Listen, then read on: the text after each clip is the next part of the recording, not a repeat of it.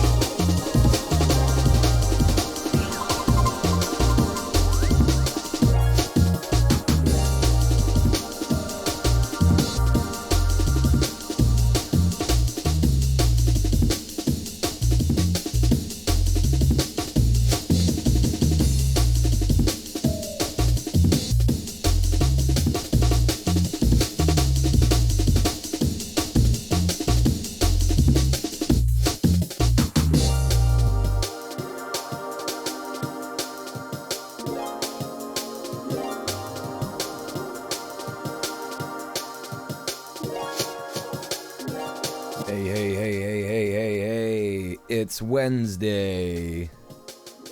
What's going on, chat? Good to see you. It's a chill Wednesday for me. Damn, this day started off like shit. Not gonna lie. Genuinely not gonna lie.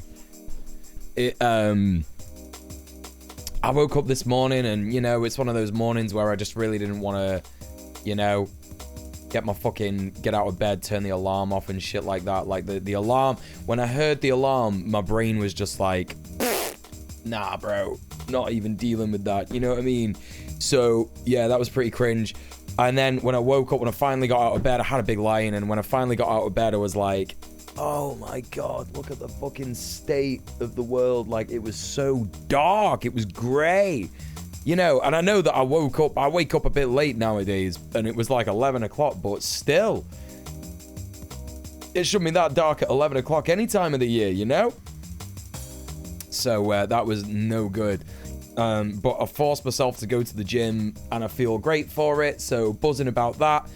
But it's just been a real odd day, so I hope everyone's doing all right. I hope everyone's not suffering too much with the hump day blues. The January hump day blues, third week of January, fucking bullshit. It's Burns night. It's Rabbi Burns Day for our Scottish comrades, so that's pretty fucking cool. But first of all, let's not break with tradition and welcome all of you wonderful chatters to the stream. How are we doing? Adorable69, good to see you. We've also got Vordrella, we've got Tempora Shrooms, we've got Base Junkie, welcome in. We've got Antony. Hello, hello, hello. How are you doing? Pata Potato. We've also got Enderpig, Master of the Art, and Confero. And we got Awesome O'Grebe as well. How's it going, all? How have your days been? I'm a little bit later today. I was actually planning on starting earlier today, but I'm a little bit later today for a couple of reasons. First reason being that I was hanging out with my friend Vivian. I hadn't seen him since before Christmas, so I was hanging out with him and saying hi and shit. Beanie Gaby, how are you doing? Good to see you. Welcome in. And also, I was working on my new video, and I also did the Red Planet TikTok.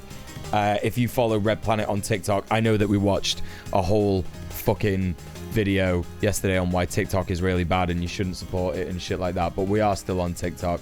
Yeah, so I did the Red Planet TikTok today, so I filmed that and just literally uploaded it before the stream. And yeah, I set up a bunch of stuff. After the stream tonight, I'm going to film a bit for my new video. So that's exciting. I'm finally getting around to that. And I was also messing around with this, which was donated to me from a wonderful supporter of the stream. You will know him from the chat. I'm a coconut. This is a DJI Spark. It's a drone. And I've never fucking used one, despite being a videographer for most of my, you know, I guess, recent life. So really, really interesting. I had this out today and I was trying to figure out how to like work it and shit. I think what you got to do is like, you got to put your phone, you got to download an app and you got to put your phone in this thing. So like this thing, you like open the antenna like that, and then you take like this thing off, and these are the controls and shit. And then you like open this thing up, and like your phone goes in here, and the phone screen is like the monitor for the drone, so you can see what it's looking at and shit, and you can like mess with the camera settings on here and stuff. So that's pretty fucking interesting. So I was just checking out that because I'm going to do some drone shots for this next video, and the video after that as well. So that's why I'm late, basically. If anyone's wondering, if anyone was sat around sort of twiddling the thumbs at like 6 p.m, I doubt you were. You were probably just watching someone else, which is totally fine and understandable. Yeah, that's why I was a bit late. How you doing as well, Discrotta and 2 Pint Princess? Welcome to the stream. How you doing? I'm in a haggis-induced food coma. What is up? Listen, haggis is something that I've wanted to try for a long time, and I very well may be able to actually try it very soon, because I'm going up to Glasgow soon. Not confirmed when exactly, but yeah, very exciting. There's going to be like a meet-up of some Scottish streamers that I know, and yeah, I'm going to head over. I'm going to go over and meet some people, so that's going to be exciting. Yeah, drone shots ought to be really cool. Yeah, it's because I'm filming a lot of this stuff in the countryside. So it's going to be really interesting, and hopefully the weather won't be too raucous for the filming, because you know what, like we're just talking about the weather up north and how it's like a bit gross and, you know, stuff like that. But hopefully it won't be too raucous for the drone. Hopefully it won't like knock it out of the sky or whatever. I don't think it will. I think it should be good. But like, you know, just like a nice, awesome sort of like slow sweeping shot of the hills and stuff, and maybe like a shot of me as well. I don't know. That could be quite cool. Just like me on like a hill and shit. I think that would be pretty fucking dope. So we'll have to like have a mess around with it and see what it looks like and shit. Yeah. Interesting, very interesting to check out a drone. Like, I've literally never used one before in my entire fucking life. When Andy came and dropped it off, he like set it up and got the blades going in my fucking living room, and all like my papers and everything just started going like everywhere. I was like, fucking hell, turn it off. But it was crazy. It's actually crazy how powerful these little fucking blades are, you know? Absolutely crazy. And you can see here he's like put like LED lights around it as well.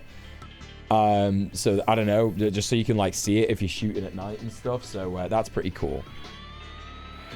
I've had haggis. It's great. Yeah, I've heard haggis is good. Stuffed sheep stomach with herbs and spices. Not sure if that's haggis. No, haggis.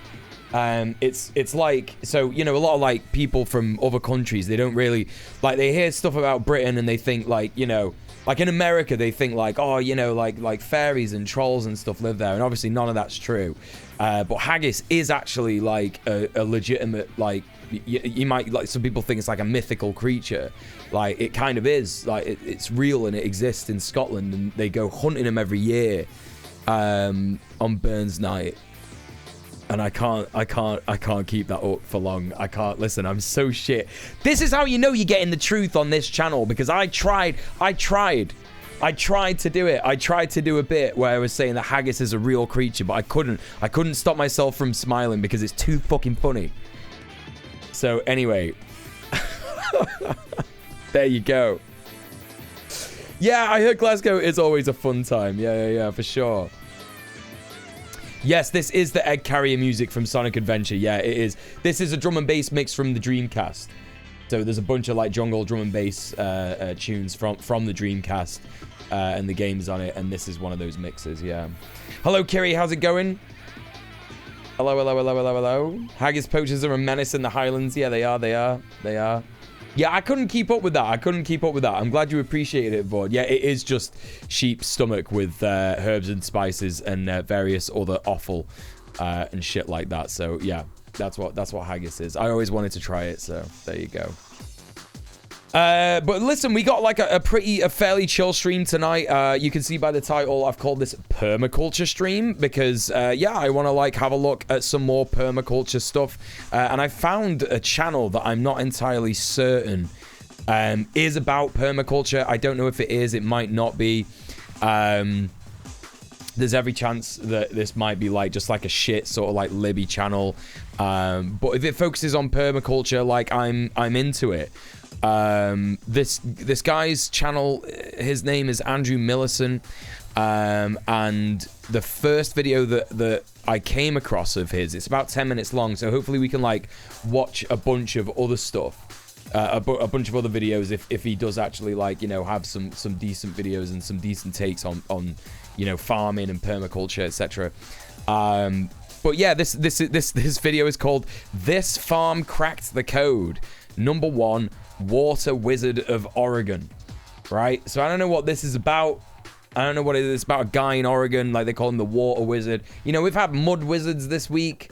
So, you know, it only stands to reason that we got Water Wizards as well.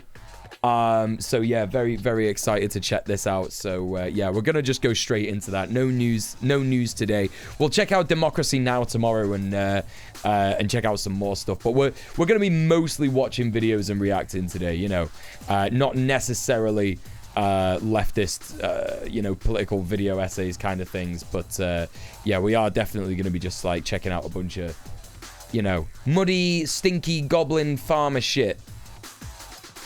Mud Wizard is just a mixture of water and earth wizard anyway. That's true. Yeah, the elemental wizards are awakening. Hey, Goblin Hugger, what's going on? Yo, everybody, please go and show some love to Goblin Hugger. They are an amazing streamer. Hope you're doing good today. Yeah, it's the year of the elemental wizard so far. Yeah, I can't wait for the fire wizard to come out. He's my favorite, not gonna lie. The fire wizard is always a firm favorite. I was gonna say something else. I can't remember what else I was gonna say. I was gonna say something else. Oh yeah, I've been thinking about pedicures. Because Foreign Man in a Foreign Land tweeted that he was getting a facial today. Not that kind of facial. Get your minds out of the gutter. He's getting a proper facial done today, and he was saying, like, what other things should I get done that are seen as, like, you know, a thing that men shouldn't get done because of, you know, toxic masculinity and stuff. And I was like, pedicure. Now, men, be honest with yourselves, yeah? How many of you out there have got nasty, stinky, crusty, dusty feet? Because I know I'm one. Right, I've never paid attention to my feet or like the bottom of my feet or anything like that, apart from recently, yeah. And they ain't holding up too good. Like, they're not looking great. And what I would say is, I need a good pedicure. That's all I'm gonna say. I'm not gonna say specifically what's up with my feet, because no one needs to know that. But yeah. Get a pedicure. I've been thinking about pedicures. Apparently they cost like 20 to 75 pound or something. So I'm gonna look for somewhere that I can get a pedicure done. I'm worth it. I think I deserve it. Do you know what I mean? Be the wizard you want to see in the world. Yeah, I agree. I love stinky, muddy goblin farmer shit. Yeah, me too. The fire wizard and his arch nemesis, Smokey the Bear. Yeah. Everything changed when the fire wizard attacked. Yeah. Yeah, is that an Avatar reference? The Fire Clan or something? I would if I didn't hate other people touching my feet. Yeah, I guess you could give yourself a pedicure. I don't think it's that hard to do. I think that you could get like what is it, like a pumice stone, and you can get like get like a tub, right, of some real hot water, because apparently your feet can handle more warmer water than the rest of your body, because it's, you know, we build up like calluses on our feet and shit like that. And so like soak your feet in like some nice like aromatic stuff. Do you know what? I might just do this. I might just fucking do this. I've got like a tub that I can put my feet in. I like soak my feet in and then get a pumice stone and just like fucking scrub at it. Do you know what I mean? Scrub the fuck out of it. Each one, you know, like the bits on your heels, the bits on your, you know, the ball of your feet and shit. Yeah, I feel the pedicure thing's so bad at this point. I just don't want to do that to some poor beautician. Yeah, for sure. Mule feet stream confirmed. I will never stream that shit. Are you crazy? What do you think this is? Yeah, get some fancy smelling stuff. You know, get like some essential oils, whatever you want to call it. I don't know. You know, something like that's gonna like be nice, make you feel relaxed. Some lavender. You know, what else is good? Like, you know what I'm on about. Those essential oils that would maybe put some incense on. You know, make a ritual out of it. That'll be nice. Yeah, you don't like strangers touching you either, Gobs? Yeah, fair enough. Epsom salts. Yeah, Epsom salts are not just good for your skin, but they're also good for your muscles as well. So if you're on your feet a lot, that's going to be super nice for your feet. You know, just twat some Epsom salts in there. I went for a walk over Christmas, the holiday season, and I was like out for 3 hours, and I could have really done with an Epsom salt soak after that. Yeah, it was a lot. It was a lot on the dogs. That's what they call them in the US, innit? They say your dogs are barking. I only know that from like shows that I've watched, or Yoga with Adrienne. She does a thing like where she's like, yeah, get on your feet. Now, if you're not used to this, your dogs are barking at you right now. And I had to look that up. I was like, oh, it means your feet. I don't know who got high enough to think that their feet were their dogs in the US. But anyway, listen. Let's crack on. Let's get into this. It's Stinky Goblin Farmer time. Not really any content warnings for this content, which is nice. Just some like nice, relaxing content. I'm not going to share this guy's video in the chat just yet, because we don't know if this guy is like a piece of shit or whatever. But I don't know. Let's check it out. Permaculture. This is about permaculture, water management. So I'm going to set the title of the stream to Stinky Goblin mud, earthy, food, farming, scavenging. What's the other one? Foraging stream. That's what we're having. That's the title. That's like that. You know what that looks like? That looks like a bunch of keywords that someone's put in to like to like you know, the tags on YouTube or some shit to like get as much engagement as possible from like if they make like a permaculture video. Holy fucking shit. This is kind of like the time when I was like looking at a lot of, you know, weird guys in woods, but it's a bit different. It's like a bit more productive rather than just like laughing at weirdos that think they could go through portals and shit. It's more about like how we can like maybe take the power back of food, you know, food and shit, you know, take back the power of food production. Who controls the production of food and shit, you know? Yeah. I'm also going to set the category to politics too, just because, I don't know, we're going to get real political with it. Let's get political with it, you know? Right, chat. Let's do this. Let's check out this video. This farmer's cracked the code. Oh, hang on. I got this in a muted tab. I need to unmute this tab real quick. Yeah, there we go. All right. Let's go. Let's see what he's got to say. 26 years of farming here, we've never run into a situation where we didn't have enough water. I know local farmers in the last couple of years where there's been more drought that have it is Confero, yeah, land because they didn't have reliable water. Our ability to store water here and have these pond-based ecosystems then gives us the insurance to do all of the plantings, because you don't want to plant things unless you know you can water them. By storing. Is this in HD? Is this really in 1080p? Oh, okay, good. That's a huge thing as well, right? When we talk about food and we talk about access to food, access to water is another huge thing as well, right? Because this is something that I really, you know, forget to think about quite often. Because when it comes to food, yeah, think about how much water you need to cook, yeah? Now, all right, if you are frying something up, if you are, you know, whatever, like making like a veg stir fry or something like that, or some mushrooms, you could get away with not using water or oil or something like that. But if you're going to have any kind of carbohydrate, unless you're roasting it, generally speaking, you want to boil it. Like, you can't roast rice, right? And you can't roast pasta, can you? And even when you make pasta, you can't make it without water. In fact, when you grow rice, you need so much water as well. So I think, you know, water is something that sometimes gets left out of conversations in terms of, you know, because like in the US, it's illegal to gather rainwater off your roof, isn't it? Which is completely fucked up. So fucked up. Those who control the food flow controls the universe. That's true, even though that's a little bit of a bastardized Dune quote over there. Water high up here, it's constantly seeping down. So important, soil. Gobs, yeah. This is the foundation upon which all of the multi-species permaculture perennial landscape is built upon. Hell yeah. Perennial landscape, let's go. Yeah, so this is this guy, Andrew Millison. Oregon, to go visit my very favorite permaculture farm ever. Going to see my good friend Don Tipping. Don Tipping? Farm in 10 years, and I'm really excited. Hey, Mr. Dank, what's good? All the developments. And yeah, we love duckies. So let's check it out. Hey, Don. Wow, awesome. Hey, how you doing, man? Great.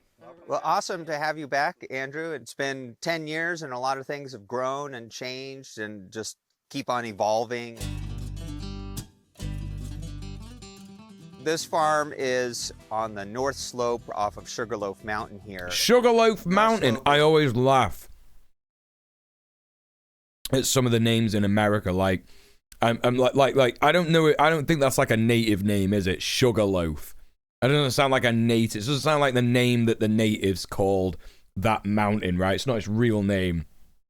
You know, Sugarloaf Mountain. What is a sugarloaf? Is that not just not like bread? I don't know. Significant in this ecosystem because it's going to be a wetter part of the landscape. We live in what I refer to as a winter rainforest and a summer desert ecosystem. So even though we have 4 seasons, we do have that rainy season, dry season that's typical of the tropics. And we're here at 42 degrees north latitude, about 2,000 feet elevation on the slope of a 7,000 foot mountain. It's like a cake. We have snow up on the mountain that melts throughout the season, and we have a year-round stream flowing by. A fundamental principle of all of these water harvesting and distribution networks is to not allow the water to just go source to sink. The creek that runs through our 40 acres goes from one end to the other in a straight line. It's the shortest path possible. So what we're doing here is studying the beavers and the way they would stop water and allow it to move back and forth and soak in and slow the drainage off the land to have a more abundant system. So up here, we're at our uppermost pond, much higher than the really large storage reservoir. So by pumping water up into this pond with a solar pump, just when the sun's shining, then we're storing water. So this is like a giant water tank, if you will. So more cost effective than buying a plastic water tank, and most likely it'll last a lot longer. So in the worst case scenario, where let's say we're in the worst drought in recorded history and the stream runs dry, we still have 1 million gallons of water stored in one pond over there and maybe another 500,000 in a pond over there. So in terms of the amount of land, Hey, Lyra, what's going on? The amount of water storage that we need for this landscape. Even Good though follow we do Lyra, have a everyone. year-round creek Good to see that you. we can pull water out of, that just in case scenario, and obviously for fire, having water throughout the landscape makes sense.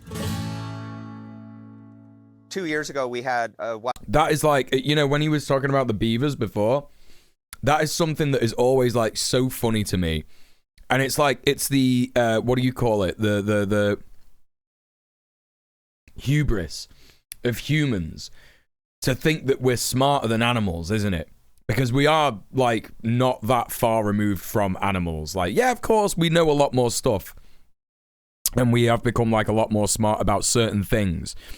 But just because we are able to like understand other things doesn't mean that we understand nature and the land and the way that things work naturally better than the animals, better than, you know. And of course, there's white supremacist thought to that too, isn't there? Like, you know, thinking that white people, colonial settlers know more than natives, you know, like natives, indigenous people in America, for example, teaching people about how to actually manage fires, for example, like forest fires. And there was another thing. I remember when Lost Sue was telling me that Sue's people, you know, they didn't build houses. Like, they had like, you know, fucking tents and shit that they would like take across the plains and shit, because they knew that they lived in tornado country, innit? So it's like, what's the point in having a gaff? Like, you could just fucking go from place to place, right? You could take your house with you. That makes sense. You know, that's the right way to live on the land, kind of thing. You got to live with nature, not stand in some bizarre defiance of it. You know what I mean? So like, going back to the beavers and stuff, it's like, yeah, like, check out what the beavers are doing, and, you know, if they're like storing water in a certain way and they're not actually affecting the water supply in like a negative way or whatever, you know, you got to learn, right? wildfire that came the closest to our farm in the 26 years I've lived here. It came within 12 miles of the farm. I actually had a fairly calm sense because of all the ponds. Chat, what did I just say? And I'm not saying like you're not listening. I'm saying like I literally don't know what I just said. ADHD is a fuck. I'm telling you right now, ADHD is a complete fuck. I have absolutely no idea what I just said. Like over the last like 5 minutes, like what, not even 5 minutes, 2 minutes. I have no idea what I just said. I was talking about beavers. I was like, the thing about beavers, I know what I said about Lost Sioux and the tornadoes and stuff, and I know what I said about learning from the critters. But what was like the last thing that I said about beavers just then? Let's look at beavers, and it's like my mouth just said words and my brain didn't even. We need to learn to live with nature because humans don't know fuck all about that. Yeah. Leftist then is hubris of humans. Yeah, I remember that stuff. Oh, it doesn't matter. Like, fuck it. What? I'll just watch the VOD. I'll watch the VOD later, and I'll just be like, oh, okay, that's what I said. Mental. I'm literally insane. Here we now have Hey, Icky Trunks. It was a good point, whatever it was. Thanks. And the landscape being more green, hence less fire prone. I believe we've not only created a resilient system God. being able to grow all the plants, it's also created greater fire resilience than had we not done this. This is the highest point on the landscape where we could do a large water storage. Thanks, Lyra. Appreciate that. Gravity from Been blessed with Muel thought, yeah. Have from this year-round stream. And we'll see that this pond is interconnected into a multi-pond system with swales and keyline canals. Ooh, look at this. This is smart. Out over the landscape and so this is going to like permeate the land and, you know, make it so that like the soil is nice and moist. It's kind of like irrigation, but not as intense. It's like natural irrigation. And then the water flows freely out, down, I guess, and it joins the water, you know, the natural source of the water. Well, actually, no, the pond is the natural source of the water, isn't it? I guess that comes from the, you know, from the rains or whatever. In, whether we're doing this actively to irrigate crops or passively when it's raining, we're following the principle that we should slow it, spread it, and soak it. So I'll go. This fucks. This is so dope. This is how you would do rapid flood flow irrigation. So I can quickly send a lot of water into this keyline canal, and now it's going to begin going each direction down this way, and then eventually zigzag back down around. So we're on about a 5 to 7% slope here, and you can imagine our fields are these terraces. Hey, speaking of drones, these are some drone shots, aren't they? By these slightly off contour. Yeah, this guy knows how to do his water, right? It requires simple surveying work that really anyone can be trained to do to determine what is the elevation contour of your land. So you can imagine how fragile supply chains are, and I can easily conceive of a reality where I can't get drip irrigation parts or sprinkler repair parts. And this is how people irrigated in dryland areas for millennia. Yeah. Using this flood irrigation system from... I love how this guy mentioned the fucking supply chain. Like, immediately getting in on the like, yeah, capitalism is shit, so just, you know, return to nature, right? Hey, Roastafarian, how's it going? Permaculture techniques are endless. Right, it's so fucking good. I actually love this shit so much. I don't know of anywhere that it's straight up illegal to harvest rainwater, but some regions restrict how much you can harvest. Yeah, for sure. Okay, so it's not like illegal in the US. I've definitely heard that in terms of like you can't have like a big tank of rainwater in some places. You can't just have that shit drip off your roof and then filter it and then, I don't know, something like that. Stored water and contour farming. Also, this is a demonstration that 1 foot of drop for 100 feet of run. To put that in context, these beds are just about 100 feet long. Right. So 1 foot of drop allows the water to move to the other end with no plastic pipe at all. Dope. No plastic. So what we've done is fuck that shit. What was a 5 to 7% slope and broken it up into these micro terraces that integrate in with our orchard planting. So then I'm going to tell you something, chat, right? At Christmas, yeah? So my stepmom, she's been gardening loads. Like, she's never really been, like, huge into gardening. But over the last, like, 10 years or so, she's been mad into it, right? And she's been growing food. And some of the things that she's been growing, like, cucumbers and courgettes and sprouts, right? And at Christmas, yeah, we went out into the garden and picked sprouts that were growing out of the fucking ground and picked them, yeah, off the plant and put them straight in a fucking pan and then ate them with Christmas dinner, yeah. And listen, sprouts are sprouts, innit, most of the time. When you like eat a sprout, it's like, oh, these sprouts are organic, and it's like, it tastes the same, do you know what I mean? Chat, when I tell you these sprouts were fucking bellissimo, right? I am not lying. And it's like that kind of, you know, freshness, you just don't get it. Right? You just don't get it. You're not going to get it at the supermarket. You're not going to get it anywhere, right? Yeah, there's nothing like picking your own and then cooking it, right? And it's like, I swear to God, the I am like now sort of fiending a little bit for fresh food like that again. Do you know what I mean? Like, I know I've like started eating like new types of vegetables. I was telling you all about my red piss from the beetroots and shit. You know what I mean? But honestly, like, nothing is going to compare to that fresh shit. Nothing is going to compare to it. In fact, my stepmom actually like was farming beetroot. She actually farmed some beetroot and had pickled it.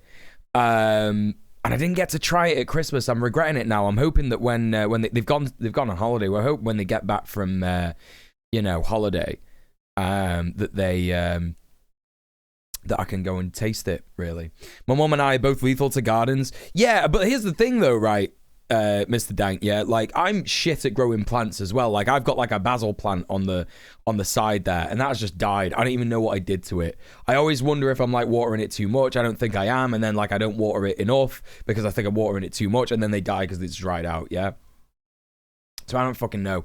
But like we're not really supposed to like plants aren't really supposed to like grow like that, and like, you know, we aren't really supposed to interact with nature like that. We're not really supposed to take nature out of nature and like try and recreate it in our houses. That's not really what's supposed to be what it's about, right?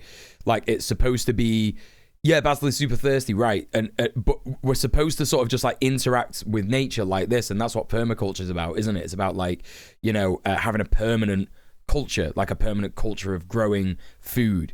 That sort of like interacts with each other naturally, and you don't actually have to, you know, involve yourself with it too much. You just kind of have to, it's kind of like trimming a hedge rather than like, I don't know, taking it out of the ground and putting it somewhere else, I guess. So it's like, you know, gardens, like, you know, you might be like, oh, I could never do this because I don't know what I'm doing with a garden. But if you get like a permaculture setup, like maybe you won't, maybe you're not, your plans don't like, you know, stack out that way. Like you're not going to end up with like some land where you can grow stuff on in the future or whatever. But, you know, if you did, it would be a lot easier, and you know, maybe you wouldn't be as lethal to gardens as you might think, you know? My mum loves the summer gardening. Might want to see if she gets in on the sprout game. Hell yeah, absolutely. Get everyone to grow vegetables. Like fucking reclaim that food power, you know? That's what it's all about. Usually red piss is a warning sign. Yeah, but I've been talking about this like since Monday when I had them, Lyra. Like it's like back in the day when you had like some blue sweets or whatever and it made your tongue blue. It's just like that. It's fucking dope. I loved it. About water collection. If you're near a farm, pesticides can settle on roofs that you collect water from. So how would you get around that? You'd have to filter it, right? A lot of herbs don't need overwatering, especially classically Mediterranean ones. Stuff like rosemary and thyme, like poor dry soil. Okay. Yeah, I think that basil is super thirsty, though. I think it is. As we're flood irrigating, the perennial plants are getting water passively even when it rains. And then the tree's root system itself is opening up the soil. Artichokes. And increasing the amount of organic matter, which also increases the sponge capacity of the soil. Depends on the basil. Duck ponds. It's fucking duck time. Lower down in the system at our middle duck pond, we have 3 duck ponds here. We rotate the ducks just like you would rotate livestock. They're filter feeders, so they're filtering this water and then growing them. Thai stuff is less thirsty than sweet variety. Yeah. Without all of these swales and ponds. Hey, box full of leaves. How's it going? That fertility and water would just wash off duck stream. in a way. But these types of systems capture it. So while I haven't done this yet, at some point I will pump the water out of here and use quacking content, Gromit, to harvest that really nutrient-rich muck down at the bottom. Yeah, okay, so maybe I'll try and find this while this is playing. But like they do this in rice paddies in East Asia, like in Tibet and stuff like that, yeah? I think Tibet is probably maybe Central Asia, but you know what I'm saying. So yeah, because the ducks, like he says, they're like getting all the weeds, they're getting all the insects from the water, and they won't eat rice. If you grow rice, they won't actually eat the rice plants. They'll eat all the weeds around it and all the pests that might be attacking the crop, right? And then when they shit in the water, like it turns the fucking muck under there, as he says, super fertile. And so he's going to be using that as like a natural fertilizer for other crops. But obviously rice farmers just let that shit go. Like it just keeps going. Do you know what I mean? And then of course, like if they absolutely need to, if they're struggling in that, you know, when the ducks overpopulate because they're getting, you know what I mean, like they're living like a decent life, they basically just hunt the ducks. So it's like, you know, I've always said, like, you know, in terms of like factory farming, that's horrible and shit like that. My stance is that, like, I don't think that we're going to convince everybody on the planet to go vegan ever. I don't know if that's going to be possible, because I know a lot of people are actually like incapable of going vegan. But like hunting is like, well, it's about as natural as you're going to get. Do you know what I mean? As long as you're not like controlling it in a way that means that these animals don't have like a, you know, like a free life kind of thing. So I'm kind of like fine with that shit. Like if people have like just got ducks that they're not really like, you know, penning in on their farm or whatever, and they're just like letting them sort of like, you know, be part of the permaculture, and then they use that to eat, you know, every now and then when times get hard. Like, you know, you can't really turn your nose up at that. Hey, half a laptop, what's going on? Welcome in. Lowest pond on the farm, and but yeah, I'll see if I can find some duck farming with rice stuff here. This pond's not very deep, but it's, you know, something for the yeah, ducks. chickens are good with permaculture too, right? Yeah. In there, you know, some small fish, but it's also interconnected to our gray water system.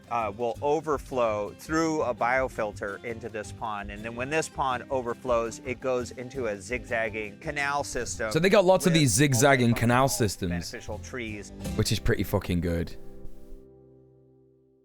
So this here we refer to as the alder pond, and I built a few years after the other ponds here on the farm, when I realized that I could access runoff from a forest road, and then fills this pond that when it's full, it's about 11 feet deep. I have a pipe that goes through the dam here for flood irrigating about 3 acres of pasture for sheep or other grazing animals. And then when this pond overflows, and I can fill this from the creek, it has a canal that fills another pond and then another pond down below. So I'm walking down the overflow of the pond behind me, and when that pond fills, water moves down through here and into another pond. So oh, hell yeah, awesome, agree. Does not look like much. It is actually the bottom point that drains the entire system of ponds and swales and ditches on this property, because we've designed it to infiltrate into the land, but still what is left over will come down through here and then exit into a seasonal drainage. Hell yeah.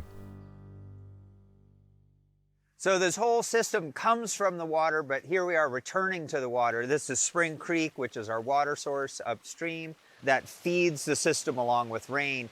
And ultimately what we want all these systems to do is to contribute to increasing the stream flow. Yeah, so Discrotter in the chat saying, once heard the US produces so much meat in order to keep scarcity, they've filled a mountain with meat. Right, listen. If you think that what Dan said on the Red Planet episode that just went, yeah? So Dan and Tommy were talking about gleaning, yeah? Gleaning is when you go to a farm after they've done the harvest and you get all the like excess crops that they can't sell, and you just like get it for free basically, because the farmer sees it as free labor because you're cleaning up the land, right? And he said that one time they had to clear 52 hectares. 52 hectares, that's 97 football pitches we worked out, yeah? Whether it's American football or soccer or whatever, it doesn't matter because they're roughly the same size anyway, right? 97 football pitches of cabbage, yeah? 97 football pitches of cabbage. If you think that that doesn't happen with meat too, you're living on another planet. Factory farming is not just like psychopathic, it's also extremely wasteful. Do you know what I mean? Like, and you know, like what they do with like, you know, male baby birds in it, like baby chickens, like they just throw them in a fucking grinder and like sell them as like, whatever you fucking call it, chicken nuggets and all that. Do you know what I mean?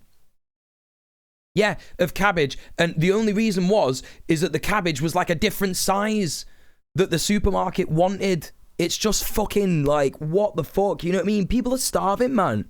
People are fucking starving. We produce so much food, yeah, right now that It's absolutely, it's such a crime against humanity that we are like, you know, letting people starve. It's really fucked. I fucking hate capitalism, folks. I fucking despise it. Whether that's through water catchment, 40% is wasted. Yeah, that's what they say. all Yeah. the vegetation and hedgerows that are helping hold the water in the soil so that there is more water in the stream. And Yeah, it's same recharging beanie. the aquifer and everything down That's right. from us. And when we first moved here 22 years ago, That's true, the stream Describe, was yeah. intermittent in its flow, and late in the summer it would go underground. And now it flows above ground all year long and is a much more reliable source of water for us, all the creatures that depend on it, and everything downstream. That's fucking It dope. seems like a lot of impact to do all these earthworks and using machines and moving the soil around. But we have to remember that not only did we remove the indigenous people off the landscape that were managing with fire This guy's so based. for millennia, a really resilient system with a lot of biodiversity, but we also removed the beavers and cut down most of the old growth forests. And Oh, this guy is beavers just and the old like, he knows what's up, man. He knows what's up. forest and indigenous cultures, I believe, worked in concert to maintain a sponge on the landscape so that the rainfall that we got predominantly in the winter was able to stay in the soil, in beaver ponds, and in the immense biomass and mycorrhizal root systems of old growth forests, and then slowly be released over the summer.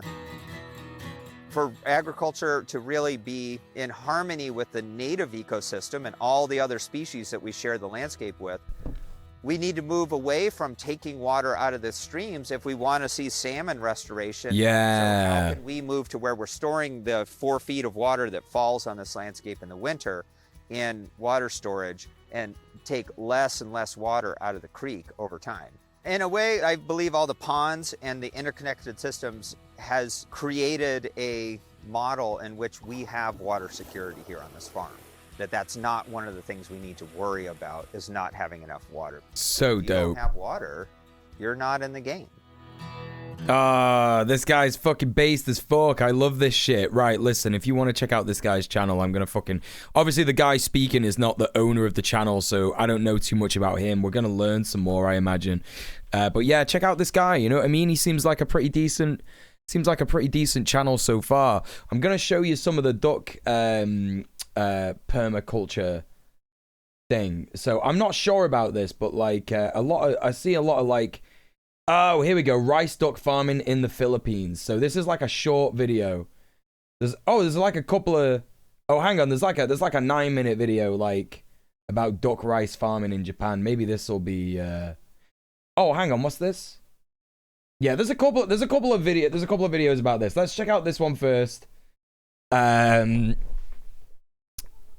What's half a laptop saying? I've lived off subsistence hunting before when we needed, when I used to live far more out of the way on the res. Something has to die. You're morally obligated to make use of everything. Don't get me started on how seeds are copyrighted. Yeah, for sure. Yeah, this farm is amazing. I love it when people think about where they are and how they affect it long term. Yeah. Reminds me of when we watched a video in school about how putting wolves back into nature was hugely beneficial to the environment. Yeah, they're doing that in the UK as well. Yeah, they're doing that in the UK as well. Hey, Thomuel Yorks, how's it going? Did I say hi to you just then? I don't know. I can't remember. Big ADHD day today. Love me a duck. 10 out of 10 bird. Hell yeah. Right, let's check this out. Duck rice farming in Japan. Let's see what this guy's got to say. Oh. Shupo. And this is how I was able to develop a rice farming system using ducks. It's called duck rice. Taco has managed to create a symbiosis between various species of plants and animals in his rice paddies. The ducks have a dual role. They feed on insects and weeds, and their droppings enrich the soil. Okay, so I think it's incorrect that this guy is saying that he invented it, because he definitely didn't. This is something that like people have been doing in the Philippines and Central Asia, East Asia for like hundreds of years. It's just because you know, companies who are probably from the imperial core, exporting labor and exporting you know, exploiting the imperial periphery with, like, you know, chemical fertilizer, and then governments in those areas, like, you know, granting subsidies to farmers who use the chemical fertilizers to fuck up the soil and shit, you know, because they want to turn a profit, etc. That's where, like, the knowledge has been lost, essentially. But yeah, regardless, this is what I was talking about. As it says here, they feed on insects and weeds, and their droppings enrich the soil. Their decomposing excrement promotes the development of plankton, which in turn feed the fish. Taco has found that an aquatic plant, the azolla, provided a natural and very important supply of nitrogen, an essential element to strong rice plant growth. Thus, the rice paddies can provide their own maintenance and protection without any chemicals whatsoever. This method also solves a major problem that threatens the Asian rice paddies, the Argentinian snail. It was mistakenly thought that they could be marketed to supplement farmers' incomes. These are giant snail eggs. You can see them here and here and there. Wait, what? They feed on rice and on plants. They do major damage in Oh, fucking hate snails, man. of Asia. Oh, fuck off, especially big ones. Oh, that's grim. Argentina.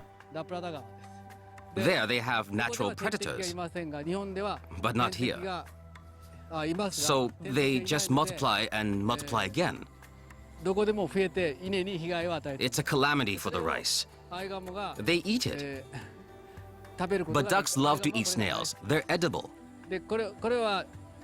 I too have eaten some, but they're not very good. On the other hand, when the ducks eat them, their meat becomes delicious. Son! Son! Go! Go get the ducks! Yeah, the pink things are the eggs, yeah. Yeah, don't worry, Vord, it's supposed to be that.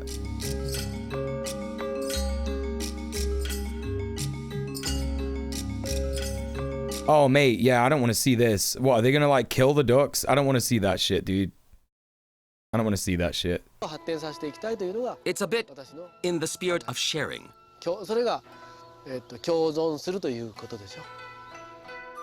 Taco regularly welcomes students from around the world. He shows them his rice paddies and accepts trainees to advise them on how to successfully implement the proper duck rice farming method. Okay, it's a bit it's a bit messed up that this guy has been like, I invented this way of farming, when it's definitely not something that he invented, and now he's like exploiting people to come and learn how to farm in that way, when again it's like just traditional knowledge that's been handed down for like you know, hundreds of years.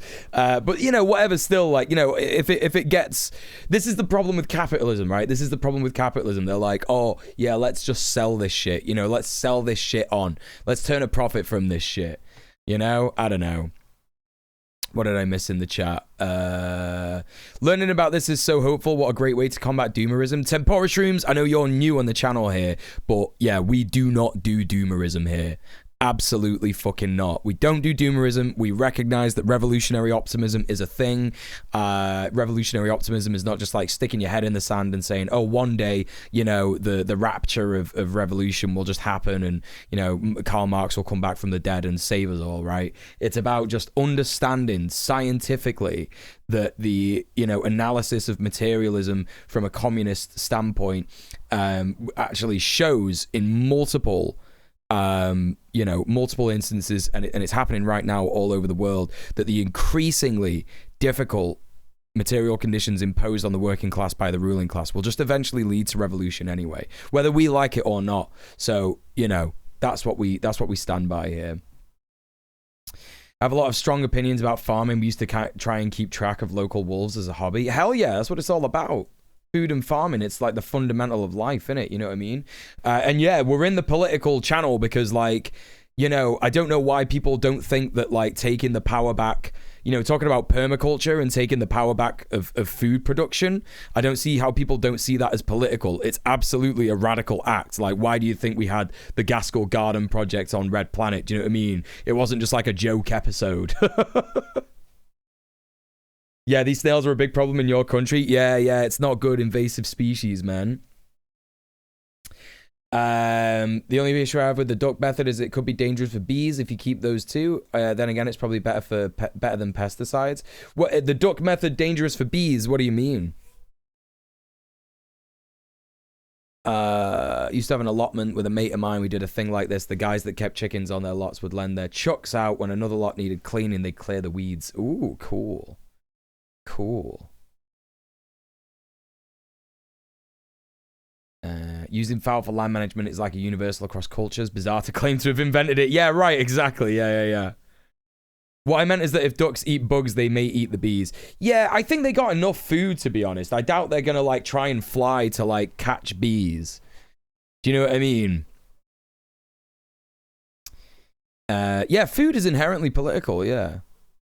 Until I perfect necromancy, we gotta do the work ourselves. We do, yeah. Excuse me. Yeah, it's Hope Hill headquarters. That's where we're at.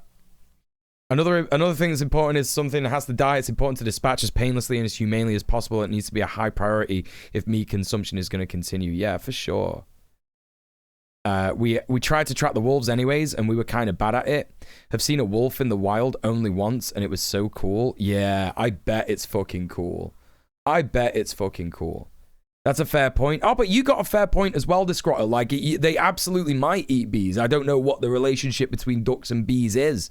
But I imagine, like, in terms of, like, pollinators and stuff, you know, there might be wasps as well. I imagine in, like, East Asia where they're growing rice, there's probably less bees and more wasps.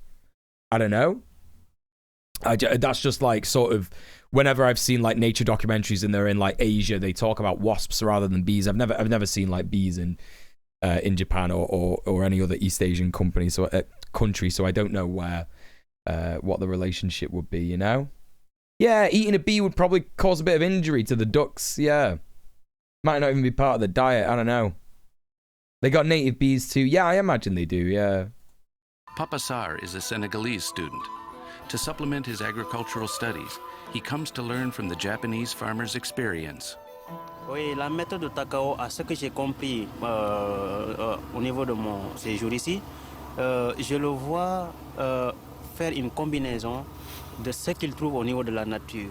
Au lieu de partir faire des achats d'engrais chimiques. Yeah, that's the thing straight away. Instead of buying chemical fertilizers, he uses what's available here. Like, this is a thing that, like, loads of farmers are aware of in the imperial periphery. Do you know what I mean?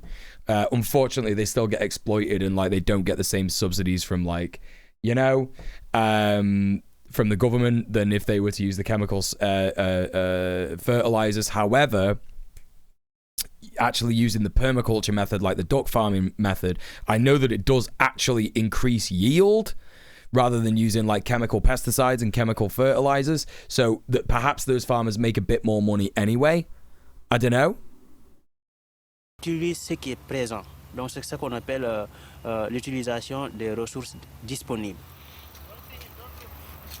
Mais en même temps qu'il produit, il essaie de transmettre son savoir à travers des rencontres, certains paysans, en écrivant des livres. Parce que quand on écrit un livre, tout le monde peut avoir accès à ce livre. Donc en lisant sa technique, on peut comprendre et on peut aussi... Ducks can be dangerous to bees. There you go. We all learned today, didn't we? Actuellement, au niveau dans le monde... Yeah, try and keep the beehives away from the ducks. Les agriculteurs ont déjà les moyens et ils continuent de s'enrichir. Mais il faudrait penser aussi aux petits exploitants. Comment faire pour que ces gens-là augmentent leur production? Et c'est cette technique que Takao utilise. Je pense qu'il faudrait mieux de le transmettre à ces petits exploitants qui ont de petites parcelles de terre. Based. Où vraiment la production est un peu basse. Mais en faisant la culture biologique, ces gens-là pourraient quand même un jour parvenir à... Yo, imagine eating a hornet. That would be so fucked. Like, even as it was, like, going down your throat, it would be, like, stinging you the whole way. I'm thinking, like, being a duck. Do you know what I mean? Because, like, ducks don't necessarily chew, do they? Right? Like, they just, like, birds, like, swallow things whole, don't they? Like, eating a hornet, that has got to be, like, one of the most painful things to eat. Très intéressant et à devenir indépendant. Inspired by the way ecosystems work, Taco solved many problems common to smallhold farmers around the world. He can feed healthy products to his family. he managed to diversify his production and therefore his revenues. But more importantly, he managed to protect his crops and to increase their yield while preserving the environment. Yeah, because that's what it's about, right? Do you know what I mean? It's not necessarily about like increasing yield and profiting more. It's about like, you know, preserving the environment. Anyway, that's just like a little bit on the duck rice farming. I want to check out more of this guy's channel, this Andrew Millison guy. Let's see what we got. Native Hawaiians reclaim their watershed. Okay, this guy's got a base channel. This guy's got an extremely base channel. Let's check out this. Restoring Hawaii. So I guess we should have like a content warning here just in case, because I imagine it's going to talk about the colonialization of Hawaii. So let me just twat that up real quick while the intro plays. But everybody who's here now will know that that's what they're going to talk about. So you've been warned.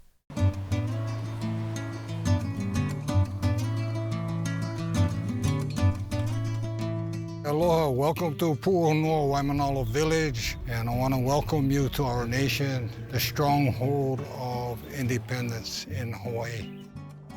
This is the whole watershed, the whole Ahupua'a system, at least the water's part of it, and then the people that live there to maintain that.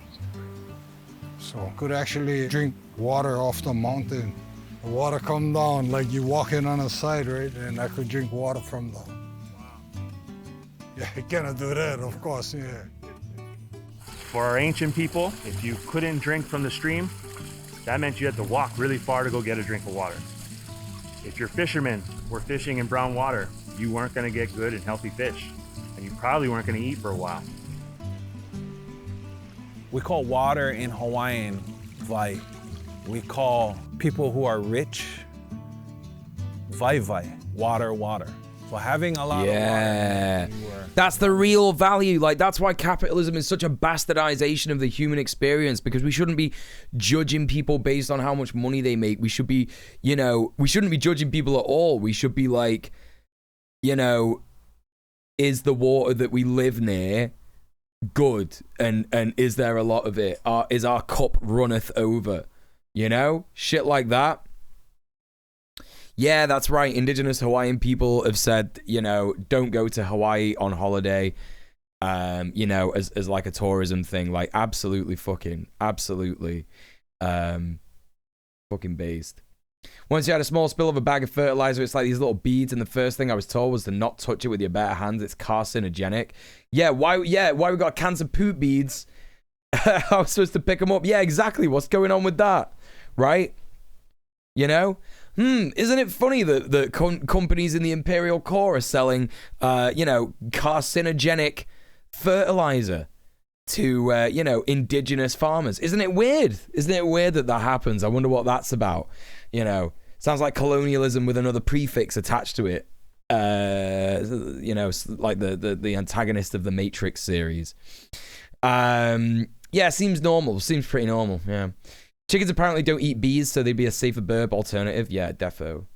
Like how he shows how to work within the bad American suburb layout and save water. Yeah, defo. I could really use some land back energy today. Thanks, Muel. Hey, you're more than welcome. Absolutely. Working together to make sure the water is happening without it being poisoned. Yeah. And I will hydrate. Thank you very much, Base Junkie. So these people up here had a huge role to the whole community to make sure that this precious resource was managed properly.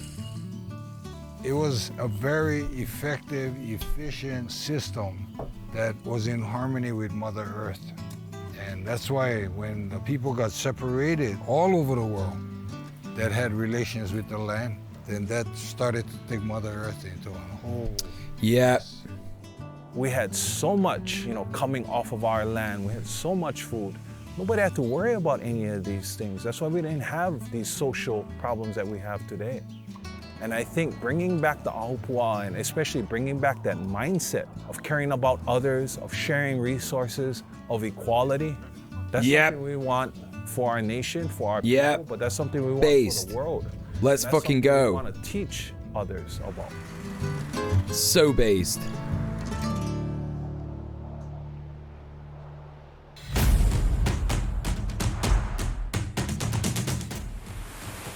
Welcome to Hawaii.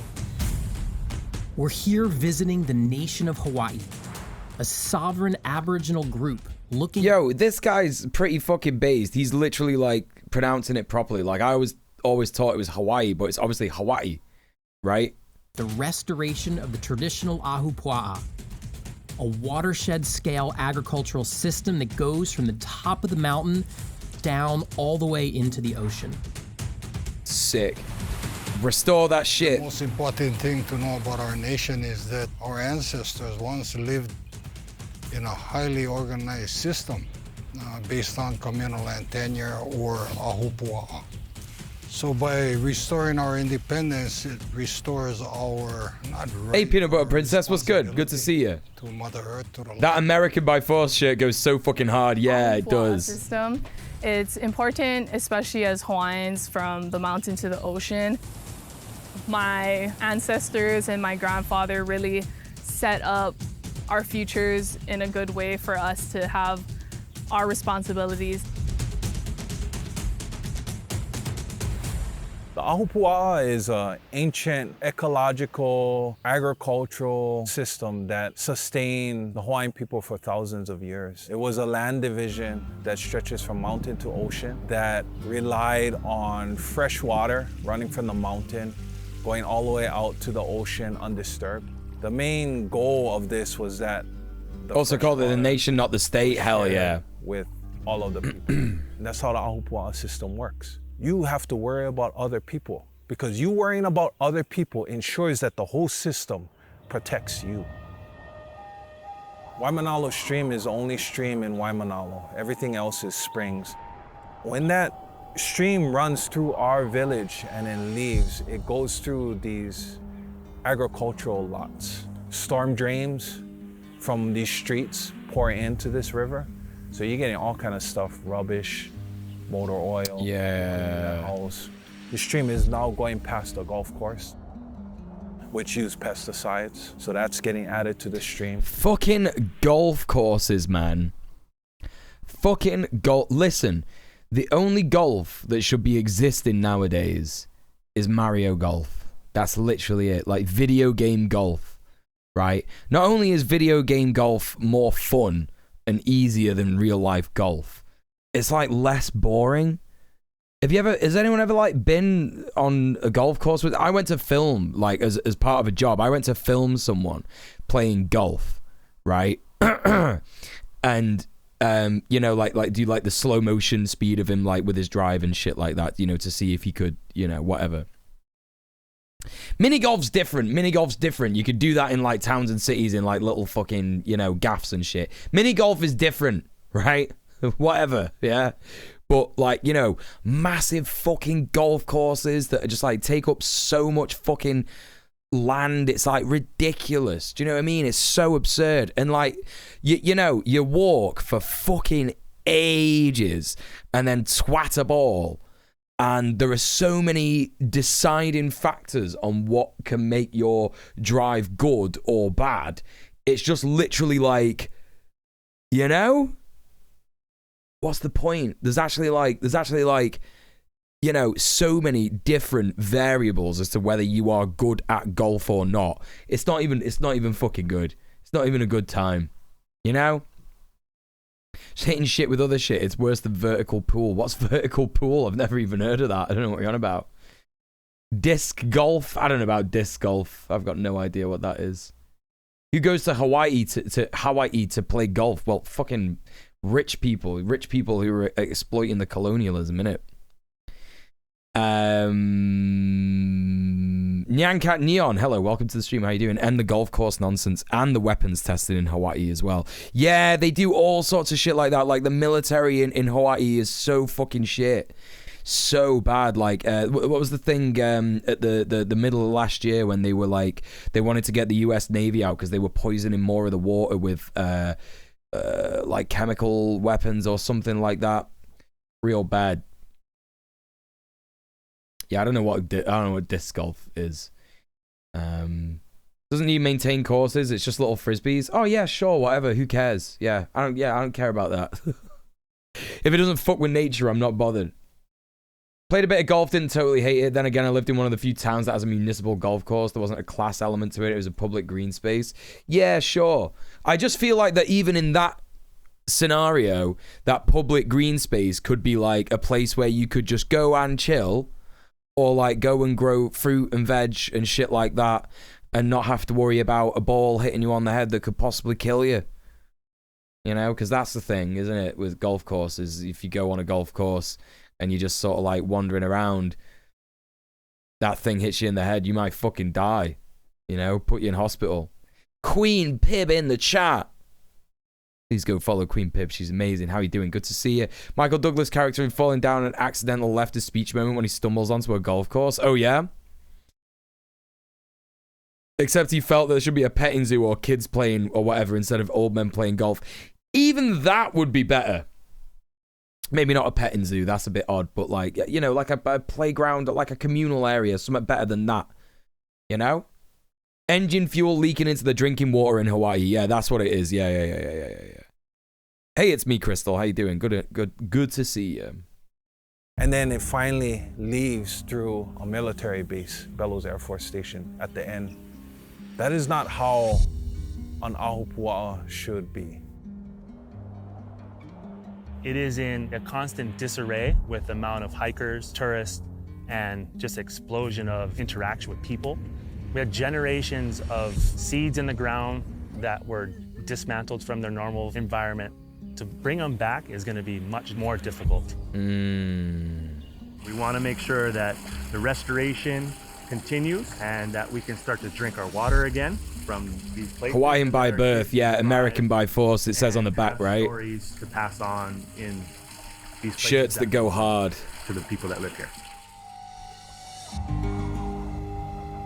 I feel like my previous point stands. Golf feels like rich people bragging about how much land they own. Yep. Our systems and our people, the community, was to take care of Mother Earth, and that got taken away. At the White House yesterday, President Clinton signed a formal letter of apology to the people of Hawaii. We are not American. We will die as Hawaiians. We will never be Americans. He was apologizing on behalf of the U.S. government for the government's involvement 100 years ago in removing the independent Hawaiian monarchy by force. The governor and the state legislature have recognized the right of Hawaiians to form a sovereign nation. It felt like this fucking channel is so based. I'm so glad we found this. This is a fucking win.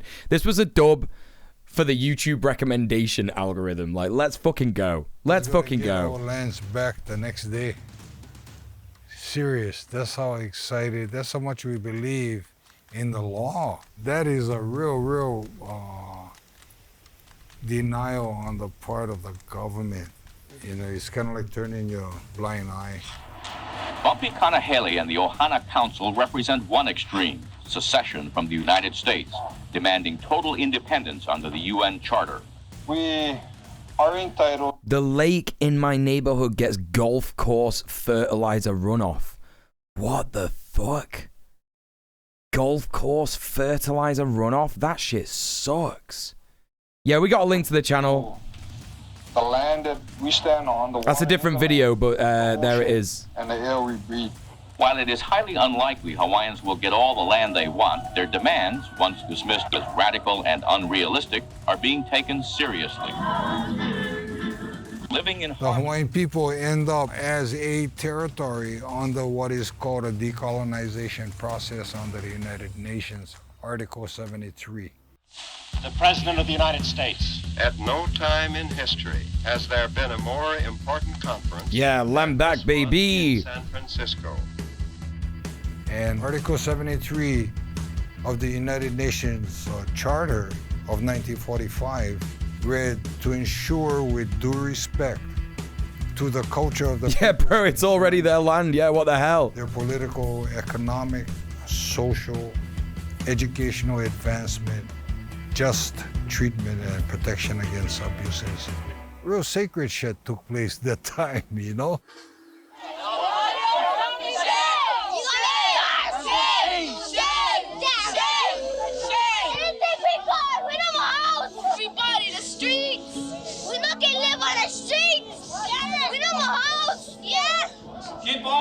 What the fuck? ACAB every day, all day. Piece of shit bastard fucks.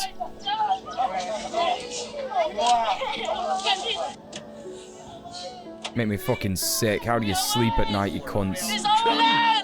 Thanks for the follow. They figured, we'll just get them off the beach, put them in this forest. They'll probably give up after a couple years, and you know, we'll never hear from them again. You know, so shit. Protesting, getting all this attention and all that, then coming up here. Now it's time to work. It's not the protests anymore. It's about, you know, building.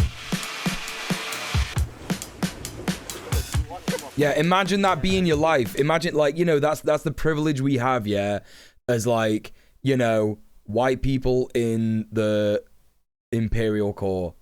You know, our lives in, like, 1993, you know, or 99, you know, in the 90s or whatever, when we were kids, like, the most thing that I had to worry about was, you know, if school was going to go on for a bit longer and I couldn't go home and play my fucking Nintendo. Do you know what I mean? Native Hawaiian kids were worrying about where they're going to sleep. Right?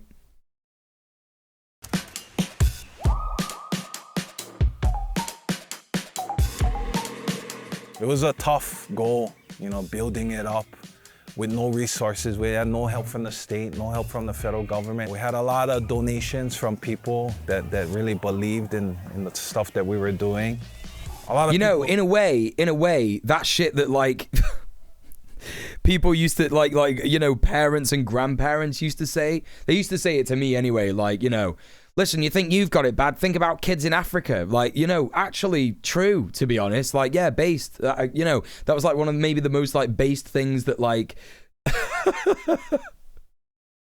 that, like, my parents and grandparents used to say to me. It was always to do with, like, you know, making me, like, trying to make me feel better about the fact that, like, you know, they were, like, not parenting great. Do you know what I mean? So, like, in a way, it was also a bit shitty to say, but also maybe they were trying to tell us something without realizing it. I don't know. We're just intimidated with the amount of work that had to be done. So said that to me one too many times, and now I'm a leftist. Yeah, look what happened. Look what happened. They didn't want this. Yeah, my grandma always used to say to me, like, oh, you should go into politics. And now I'm, like, on the committee in a tenants union. Do you know what I mean? I'm, like, sat here doing fucking communist anarchist agitprop every day on the internet, live. Want to, you know, live up here. They thought we was crazy. Look what you did, Gran. Flash forward to now. This is probably one of the most sought-after places to live as a Hawaiian. Yeah, there's starving people in our own communities as well. Yeah, that's a thing too. This took 28 years. Because of our unique position here in Waimanalo, being on the watershed, we know that this can be a great example for not just Hawaiians, but for everybody around the world of how we can restore something. And that's what we want others to come and join us in doing.